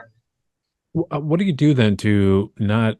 I mean, you talked about how busy you are. You do reading at least once a day, and then it's almost like you have to force yourself to take some time off so that way you can recharge. So when you're doing that, uh, how like what exactly has to happen for you to say today's or the next week or whatever the case may be, I am not doing anything other than resting, catching up some other stuff unrelated to my field, Yeah. and recharge properly so that way when I do get back, I'm able to go forward and pick up from there. So, what's your process like when it comes to that? When you are having to tell yourself to take a time out, and then, is it hard for you to say, "Yeah, I need to take some time out," and actually do it? So with my calendar, like when I have a huge event coming up, I will if I'm doing readings all day, I will typically block the following day so I could sleep and so I could rest. This past weekend, it was two big events. I said yes to both. I squeezed it in. I did it. I did it. I did a fantastic job. But that following day after those two big events, I took the day off. I need a day to rest and to whatever I need to do, like I need a day. When I go away for big investigations, the same thing. I don't count the driving home day as my rest day. I need the following day off to get back in my body again. Um, at the end of the day, after doing a big event, I need to like go eat French fries. I don't know why, but I need to go eat French fries. Okay. Or, for instance, this week I'm really feeling burnout. Like I'm like that's because I squeezed people this past 2 weeks. The last 2 weeks of August, I ended up squeezing people in every single day. I think I blocked one day off. So this Friday, before my event at Katie's Bar here on Long Island, I booked myself a float session at the float place. An hour and a half of sitting in a deprivation in the dark. That to me is a really good way at recharging. Mm. So that is what I'll be doing Friday morning because I need that or I will not get through the remainder of this month. I need that. Like I really need that. Go sit in a dark room, in a float tank for an hour and Yeah. a half. That is a big go-to for me that I try to do at least once a month to recharge and to like clear myself. It's really good. Really good. How do you deal with the amount of stress you go through when it comes to the busy schedule, the dealing with some difficult people or people who are genuinely uh happy to see you to get a reading. You talk about there's clients that reach out to once a month and it becomes basically a therapy session. So I think I've never thought about this before until you just started mentioning this now, but since you mentioned that you're drained, does a lot of the draining come from not just simply from, talking to people on the other side and talking to the clients in front of you? Are you also accounting for the fact that, I did 6 hours worth of reading, talked to 15, 13 people, whatever the case may be. And then after this, someone else comes up the last minute and says, "Can you do one reading for me?" And you're like, sure, why not? And then the next day you have another event. So because you're taking a day off to recharge, is that simply enough for you to be able to regain back your, uh, to get some rest, to gain back the energy is what I was trying to say. And if you ever thought about extending that to allow more time for you to be able to take the time to be able to process what you're doing, and then have a clearer view of the schedule and having a clearer view of yourself, what's ahead and so on and so forth. Because as busy as you are, and I'm extremely grateful for, because I've talked to a lot of people who are very, very busy. You give me so much time to speak with you here in this capacity. um, I don't understand how are you able to deal with the amount of stress, considering what you do, and I'm sure there's other things you're doing as well too that I'm not aware of. But I genuinely want to understand like how you learn to deal with all that for yourself, so that even if you do feel burnt out, you still get back into it and just keep going from there. I lose my mind sometimes. Um, truly, I lose my mind because I'm not only a medium. I've got three kids at home. I have a zoo. I've got two dogs. I've got three cats. I have a shit ton of reptiles. I have two snakes. I have a blue tongue Indonesian skank, whatever the hell. I've got what's it called? What do I have? My citrus spirited dragon. I recently acquired a baby sulcata tortoise. Will be the size of a giant boulder one day. And I also have a Savannah monitor, which is like an alligator. So I've got quite a zoo at home. I've got my three kids, which are soul sucking creatures. You know, I so I'm a medium, and then I've got that. I've got a really crazy life. Like I've got a really crazy life.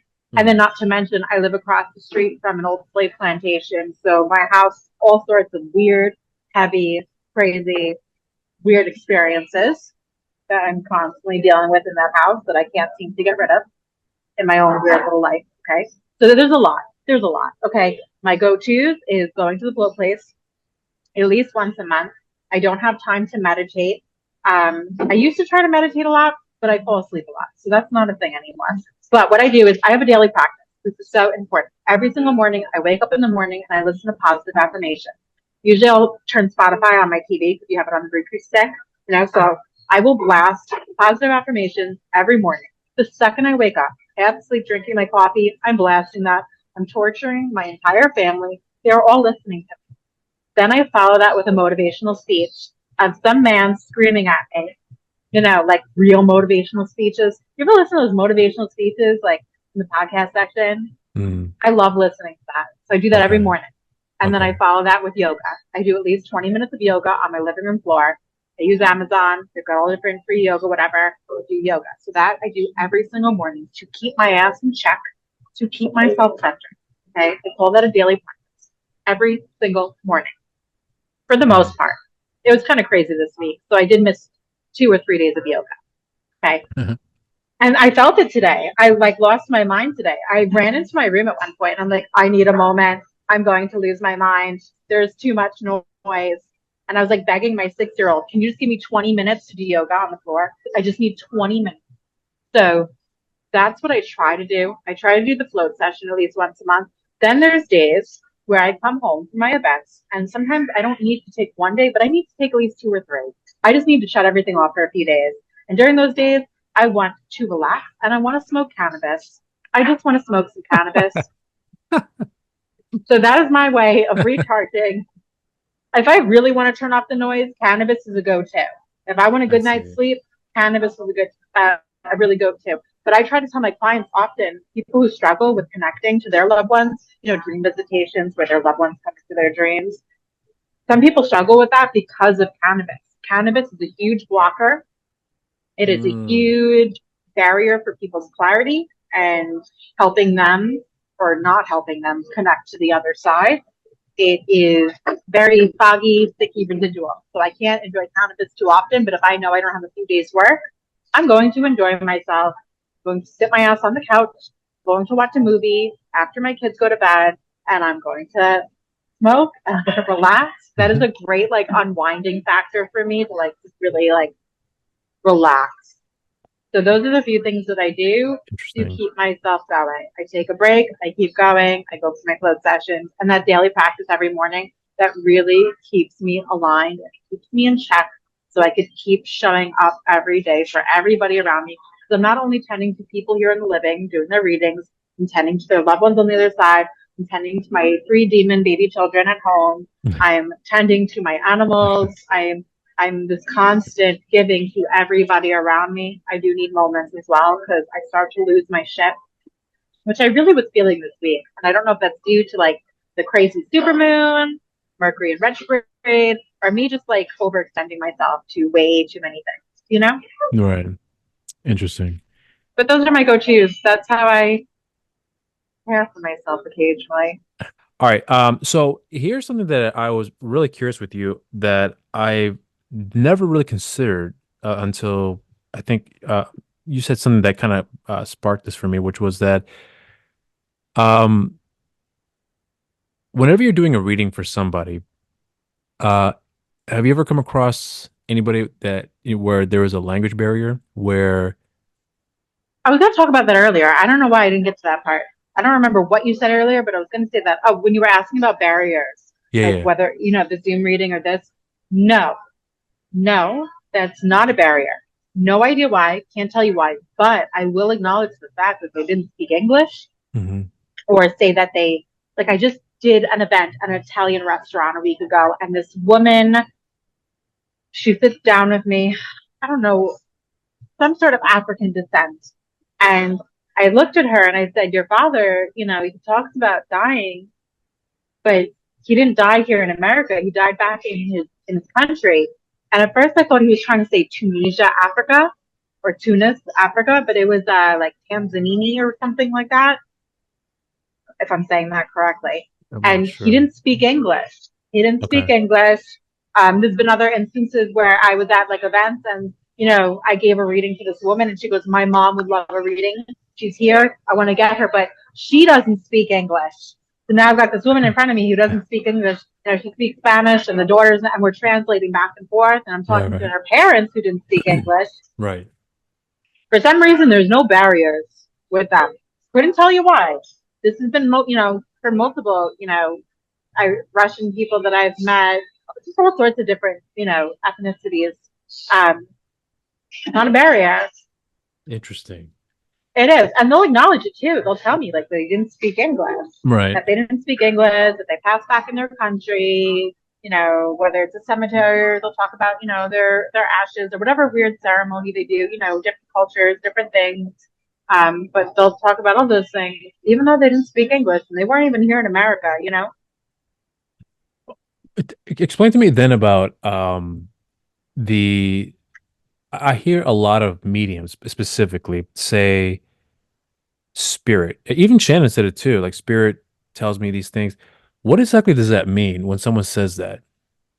They think a lot of people like to say spirit because it's a nicer way to refer to the dead. I find myself saying the dead often. Hmm. It probably offends the people, you know. Yeah. But spirit, think about it. We're a soul, This is their Right. spirit. We're talking Okay. to a spirit. We're talking to a soul. Technically, that's a soul inside your body that eventually will go back to the other side. So Okay. it's just a nice. I feel like it's just a nicer term to refer to people who have passed on. Just calling them spirit. But are Um, they considered like your guide? So like in other words, like if you when someone says, spirit is telling me, are they like an assigned entity of some sort to that specific medium? Like, are they, is that their direct channel to more or less the other side?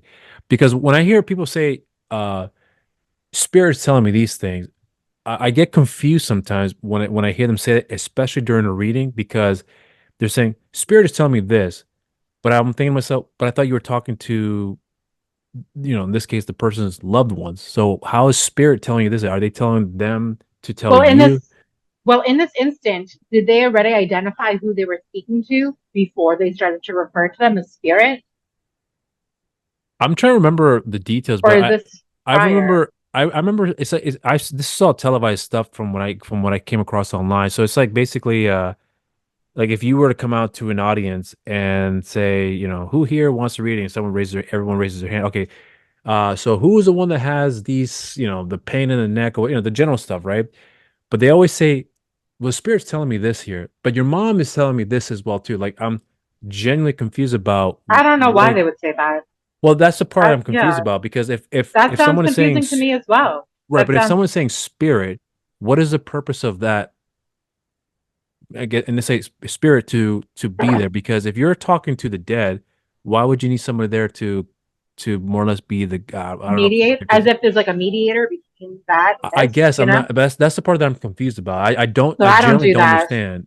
So, So but when you I, hear someone say spirit, like Shannon says spirit, I mean, we had the conversation not too long ago, and she literally said spirit. I can't remember how many times, but not a lot, but a handful of times. And it never once occurred to me to ask, what do you mean by spirit? But when I'm hearing you talk about your readings, I don't remember if you mentioned before about, spirit is telling me this and that. I don't remember, but when I yeah, I hear it don't. all the time, I don't know what that means. Like, what is the purpose? Like, are they there to, like you said, So mediate? for me, if I were to refer, like, spirit is telling me this, to me, it sounds like, okay, I'm speaking to someone. I Right, just can't identify who they are. So I'm going to just say spirit. Does that make sense? right. Putting myself in somebody else's shoes is Sure, me. If sure. I'm going to just say spirit, like, oh, spirit is telling me this, to me, that sounds like, yes, you're talking to something, but you can't exactly identify, is it grandma or is it my uncle? Or, it's just like, yeah, we have this soul here, but we can't really pinpoint who it is. That's what that sounds like to me. Right. Or more general, just like speaking to spirit. That's just really, to me, that sounds like we're referring to spirits. Like we speak to spirits. I speak to spirits. I speak to spirits. I think I understand That's what you're what saying. that sounds like to me. For me, though, you will never ever find me saying, "Oh, spirit's telling me this." No, I want to know who I'm talking to. I want Right, to know right. who I am talking to, so I'm going to pinpoint, who it is, whoever it may be. So I will never really refer to them as spirit, unless Well, you so, find me in some weird haunted house and there's like a bajillion things going on at once, and having a hard time figuring out like what. But that right. typically wouldn't happen. I'm going to know what is what.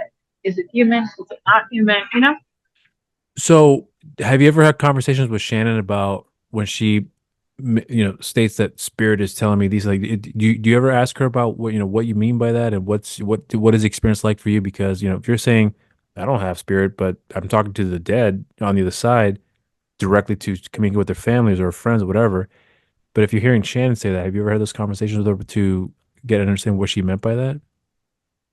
I feel like most of the time she'll identify what's happening. Like when me and her do an investigation together, Hmm. we will separate. We'll each do our psychic suites or whatever it may be, Okay. and we'll write everything down, and then we compare notes because we don't want to we don't want to we don't want to confuse each other, and we don't want to give each other impressions. So we will do our own thing. Then we come back to each other to see if we both picked up on the same thing. So typically, I don't have her being vague, saying spirit. She usually will pinpoint, like, oh, yeah, I picked up on the woman upstairs, or oh, I picked up on the little boy. Um, and then we'll validate each other to be like, oh, yeah, I got that too. And then we want the validations from the owner of the property, which is really cool later on to find out what we were both experiencing at the same time is evidential.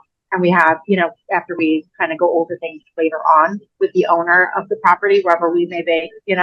Right. But she typically doesn't say spirit.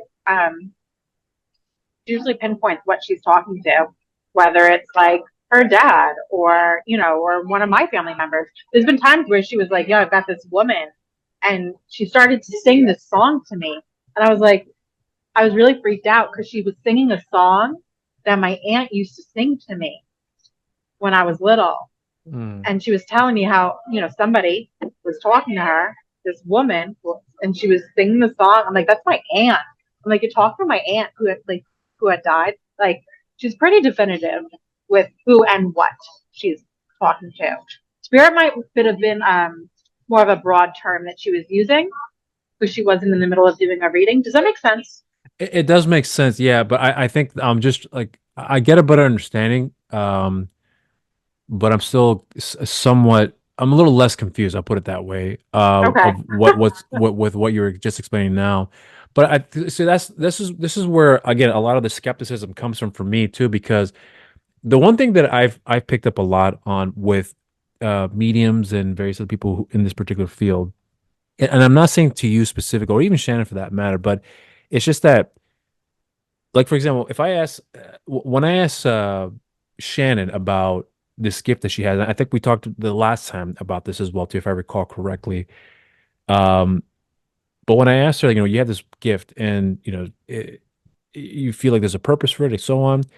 And when you die, do you believe you still carry on this gift? And she's like, well, yeah, I think there's a reason for it, so on and so forth. And I was asking these questions, but then I do remember her pretty much stating that she believes that this is for these reasons. This is what I believe would happen, et cetera, et cetera. So it's almost like there isn't a definitive, like, this is the way. And when this Yeah. happens, this will happen. And if this does not happen, it's because of these reasons. So again, I'm not implying that you guys don't know what you're talking about. It's just more in a sense for myself where when I'm hearing someone like yourself and Shannon, because the only people I've spoken with this about this field, it's like I believe. And then you mentioned that there's definitive ways that works that how you work and how she works as well too, that this is what I've experienced. So that part I get. But when it comes to more or less like the bigger picture, there's really nothing definitive that I'm picking up from because the way and this is one of the reasons why I was asking about the whole spirit things, because I genuinely thought at one point someone that says I'm talking to spirit is the equivalent of someone like such as yourself or Shannon who has this gift here. And then when you pass on, well, I already know how to do this job. And now that I'm on the other side, I'm going to help, someone like myself on that side now. That's, Like in the I'm going to be living?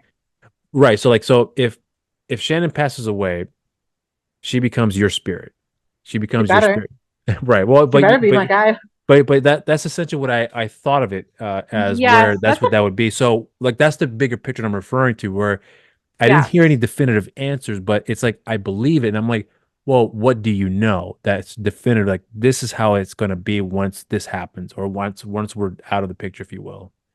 So from the thousands of souls that I have spoken to, what I have learned that is definitive is that when we go on to the other side, well, we do indeed go on to the other side.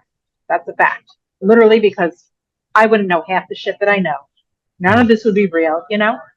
But when we do go on to the other side, I do know for a fact that you are not stuck in one place. You're not sitting in heaven behind these big pearly gates. Right, I right. do believe that we have free range and free motion to go and visit multiple places. Say, I want to go see my house. I want to go see my best friend. I want to go see my dog that I left behind. I want to go visit, the campground that I used to love to go to. I believe you could literally go anywhere. Okay. I also believe that in between, going and checking on our loved ones and checking out the places that we once loved, that we have kind of like angel duty. Try and go and help maybe people here on earth who are freaking struggling. I do know for a fact that that is something they are doing. Maybe some more than others. Maybe they don't want to go freaking help people. Hmm. But I do know for a fact that that is all factual because that has all been told to me. I know it's factual for me. I can't make that factual for you. You could either Right, believe what I'm telling you, right, right, or you could just take it, with a grain of salt, kind of move on with your life. right. But that is something I have learned talking to all of these souls. They have made it so definitive for me in my own knowing to know that we do go on. We are not bound to one place. We get to visit all these different things. We get to go and help people. We get to help family. We get to help friends. Maybe I help my sister's best friend's daughter, that I've never met in my life because that's my duty. There's such a large range of things that they're capable of doing when we do go on. And what I also know is that there's not one specific heaven. It's kind of like what you want to make it out to be. For me, it is definitive. It's not just a question of, Right. this is Huh. what I believe in. This is Right. what I've learned from talking to so many people. And let's like go back to my childhood. I didn't believe in any of this shit. I thought we died and that was it. I was so Right. afraid of dying as a kid. Like I thought we just died and that was it. Like, oh my God, we're gonna rot in the ground. So for me, it's really comforting all the time to be able to get all these validations from myself. You know, Right. it's really comforting to know, like, wow, we really do indeed go on. Like, there's more than just this meat suit that we're living in here now in the present. No, there's so much more beyond that. Um, where when you talk to, various people in your field, like, Shannon being a good example and the various other people you come across, um, do you have like I guess I'm equating it to like hanging out with friends, basically. I mean, because obviously she's your friend. But whenever you're going on in an investigation with people that you have a relationship with, that you've hung out with, you develop a good friendship with them, form like a family, right? Whenever you are in a situation like that, do you is there something is there a difference in how you approach certain things? Whereas if you were alone, that you probably I don't know if it's the best way to ask, but basically what I'm trying to figure out with you is that when you're hanging out with your friends doing this, is it much more fun or is it a lot less stressful as opposed to you doing on your own by yourself?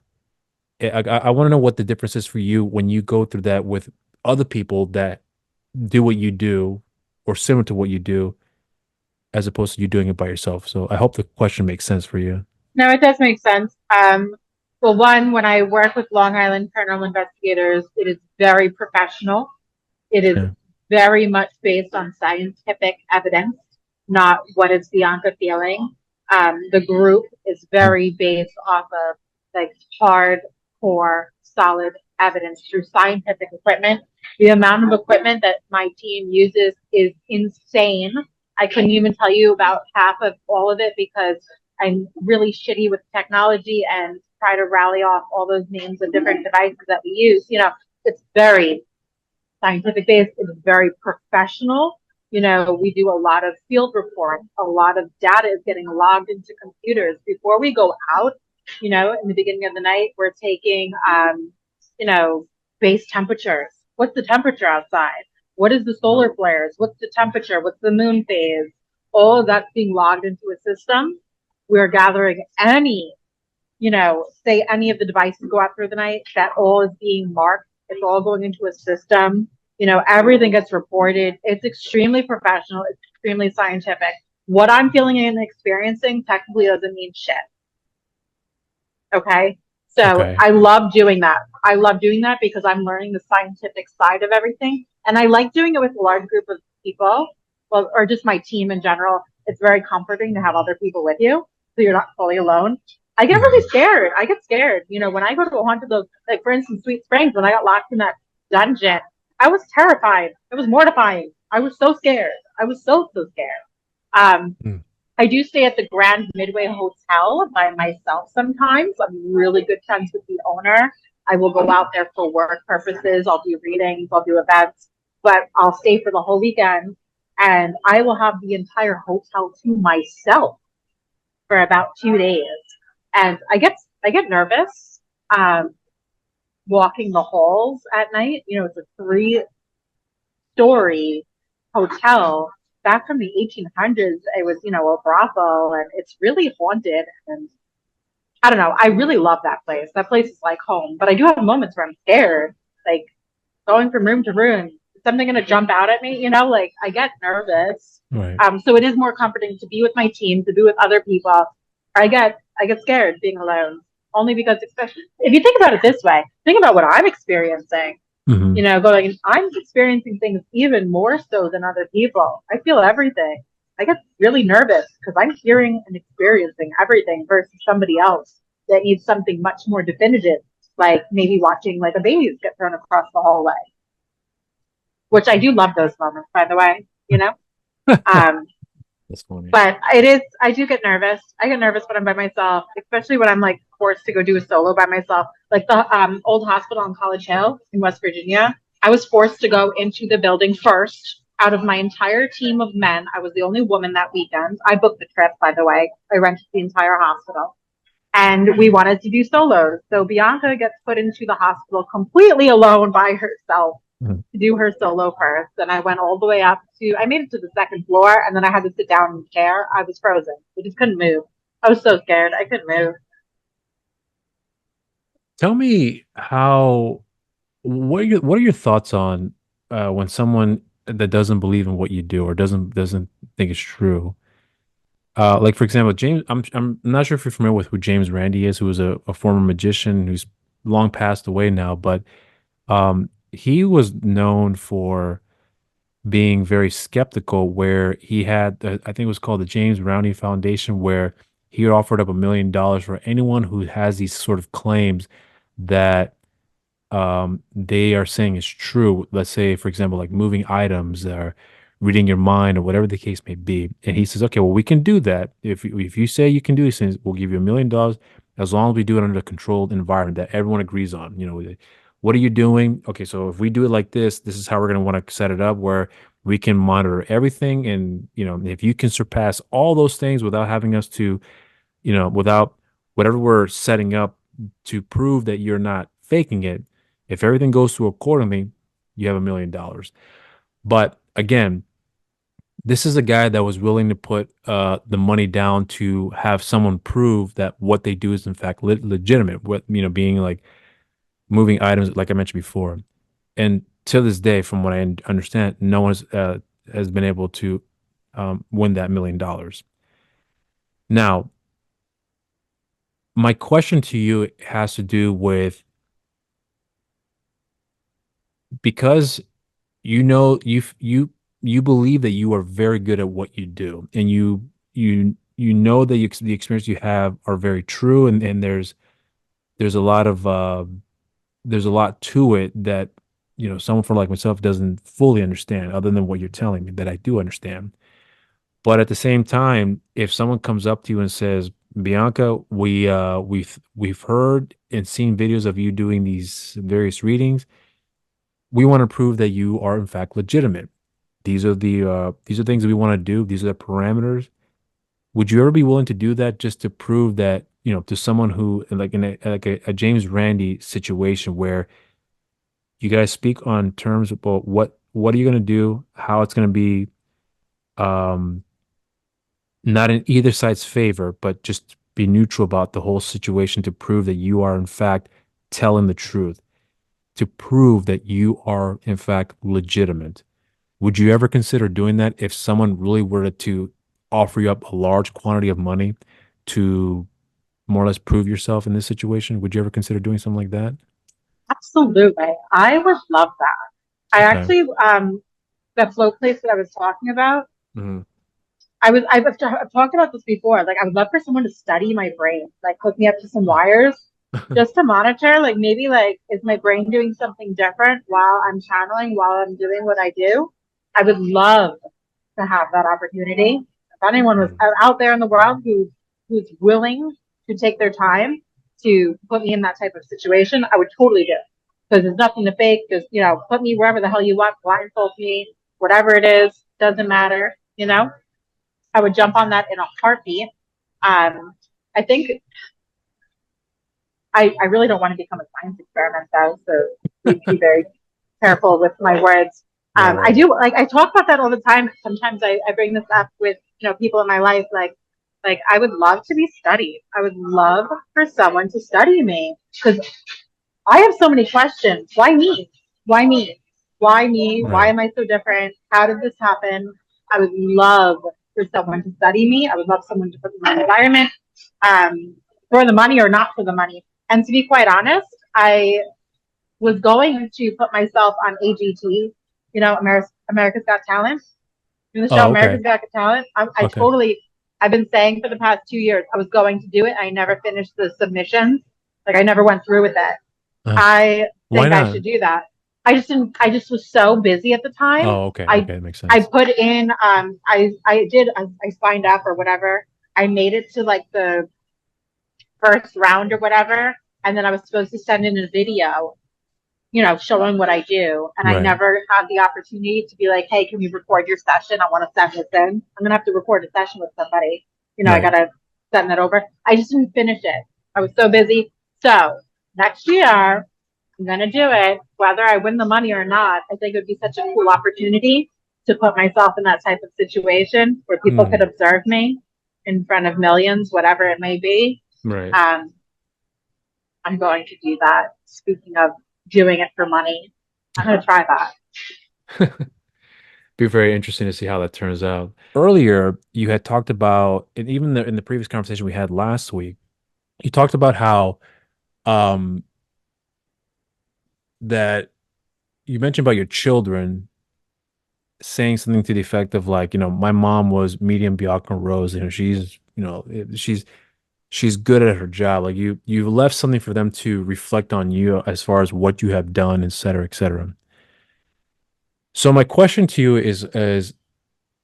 is legacy important to you? And if so, why and what does legacy actually mean for you when it comes to what you do, you as a person, and do you really care what people think about you? Because whenever I hear someone talk about legacy, it's depending on the person, but it can either come from a very superficial standpoint where, I just want to be the best and whatever else, or, they're genuine about the whole situation where they're feeling very good about what they've done. And they hope that people remember those little details about themselves and what they've done as well too. But for you specifically, because you mentioned before about your children, I'm very curious to see what your thoughts on legacy for yourself and what that means for you, and if you care at all of what it could do for yourself after you pass on. So I like the idea of leaving behind this legacy for my children. I hope to leave behind a big, hopefully provide some sort of big imprint for them. Think of it this way. I am not going to have a pension. I'm not going to have some sort of retirement benefits. This is like go big or go home. Mm. I don't want to be some cheesy medium, psychic, whatever it may be, that did readings out of some weird office on the side of the road with a blinking sign. Right, I right. want to leave an impact in multiple areas because I'm not just doing readings for people.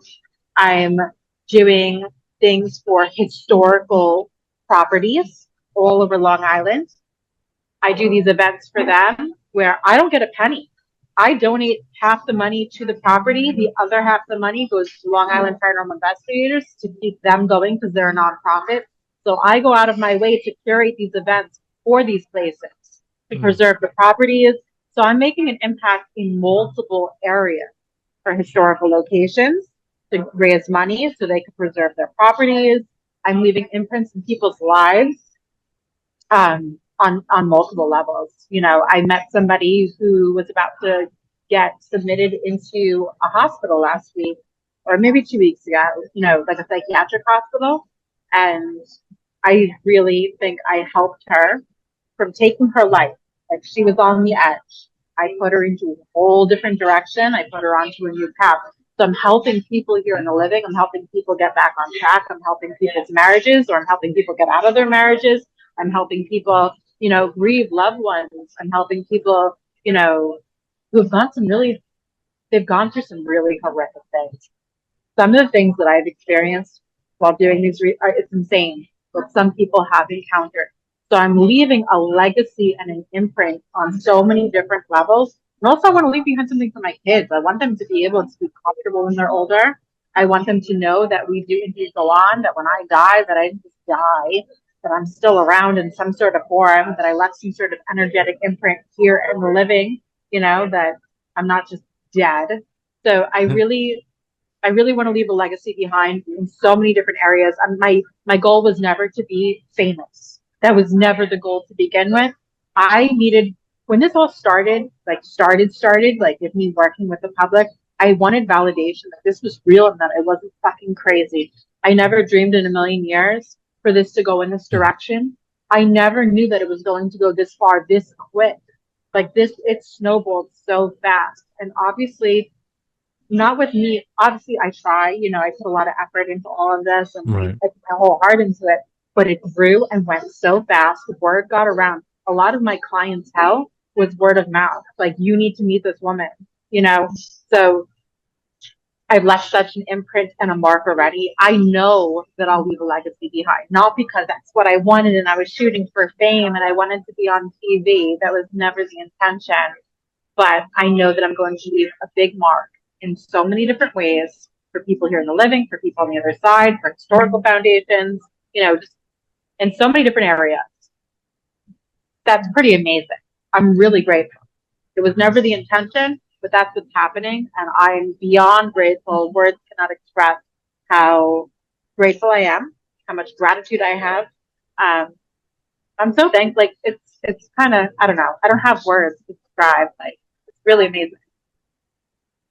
Do you if one day this were to stop for you, when it comes to let's just say you're not able to do any more readings, like it just stopped out of nowhere, just completely stopped, and you're at the height of of your career, meaning that you're getting more demands, you're more in demand, to say, and you're booking more gigs, if you will.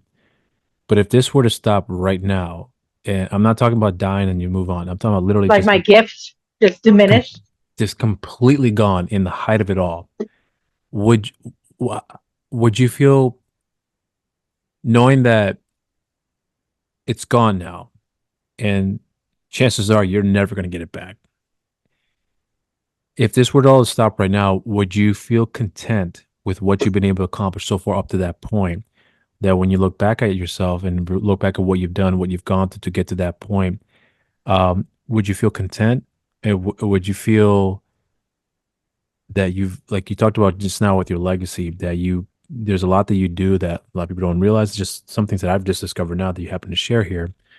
But if you are reflecting on what you've done, would you be content with it, or would you feel somewhere deep down inside like, I want this gift back because I I love doing it and I want to continue doing it. Like, I'm curious to see what your thought process is for yourself when it comes to what you have, what you've been able to do. But if it's taken away, and because you do believe things happen for a reason, um, what do you think your mindset will be up to that point?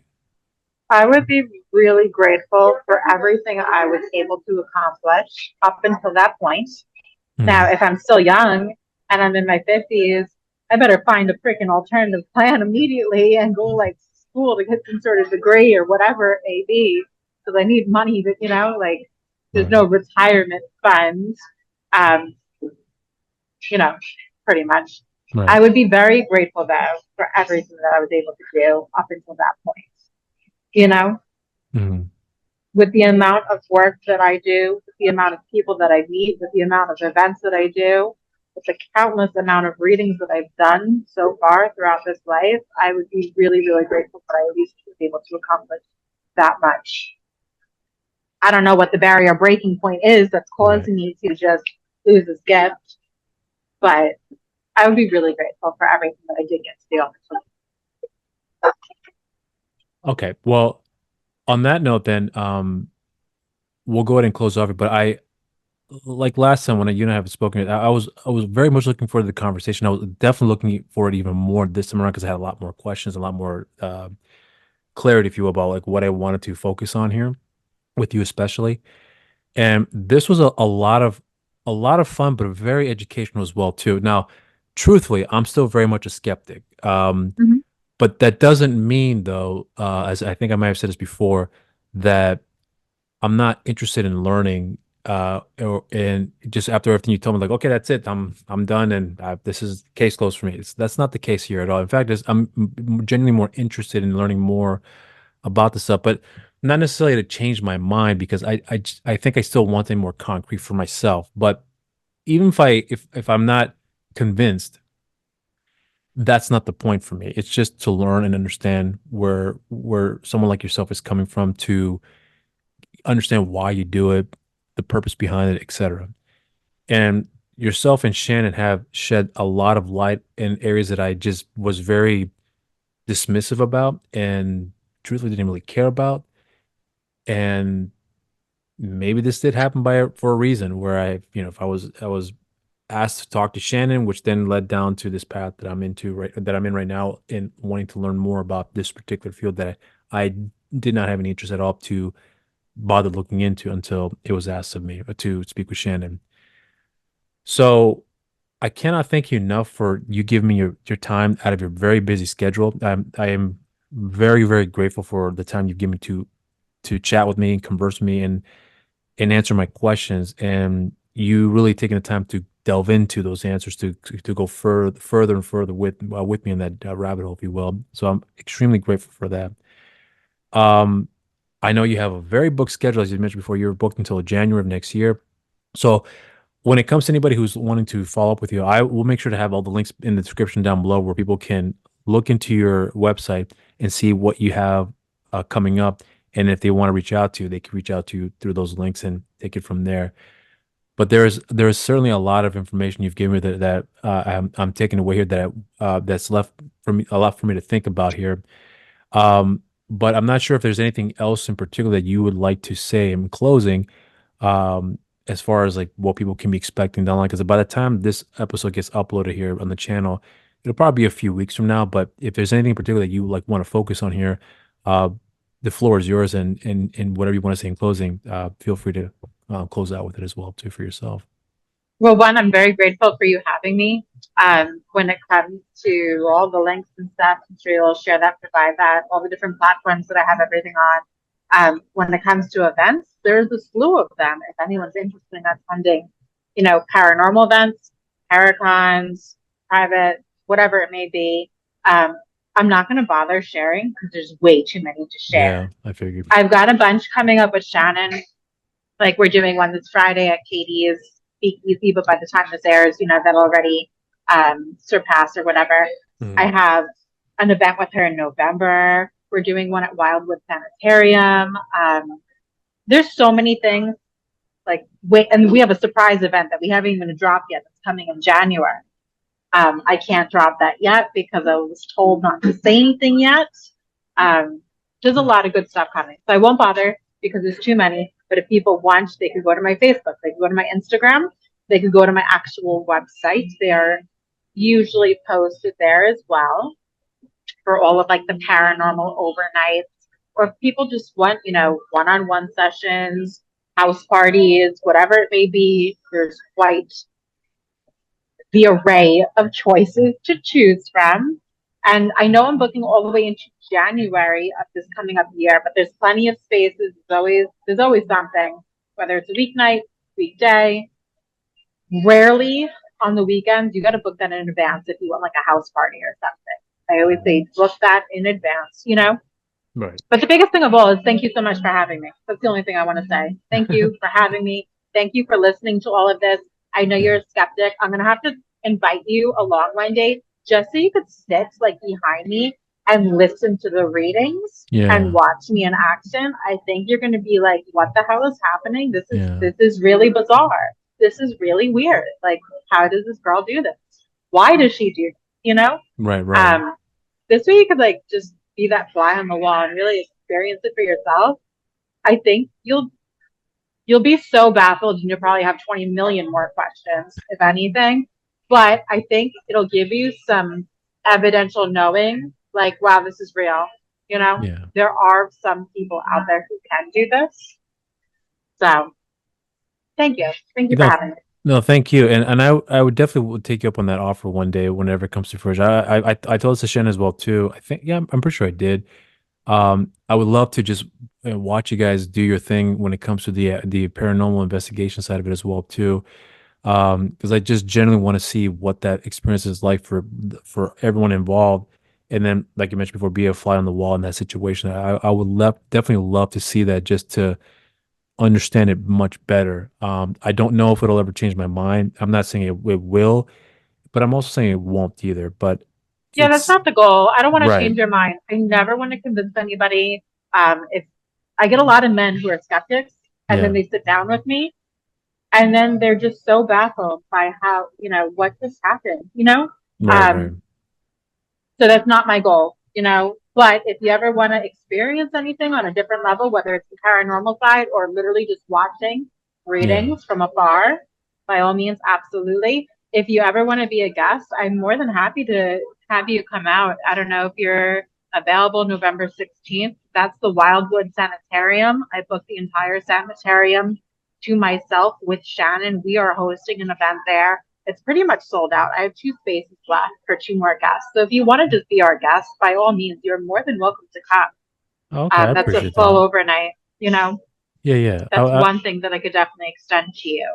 Okay, well, I definitely will look into that for the availability here. I definitely am very interested to see how that all plays out when it comes to that. But I'll keep you posted with that if once I have a definitive idea about what the availability will be like for that time, and hopefully I get the funds to in time for that as well too. But again, Bianca, this was a lot of fun. That I was genuinely very interested and still very much interested in to look into this as I already mentioned before.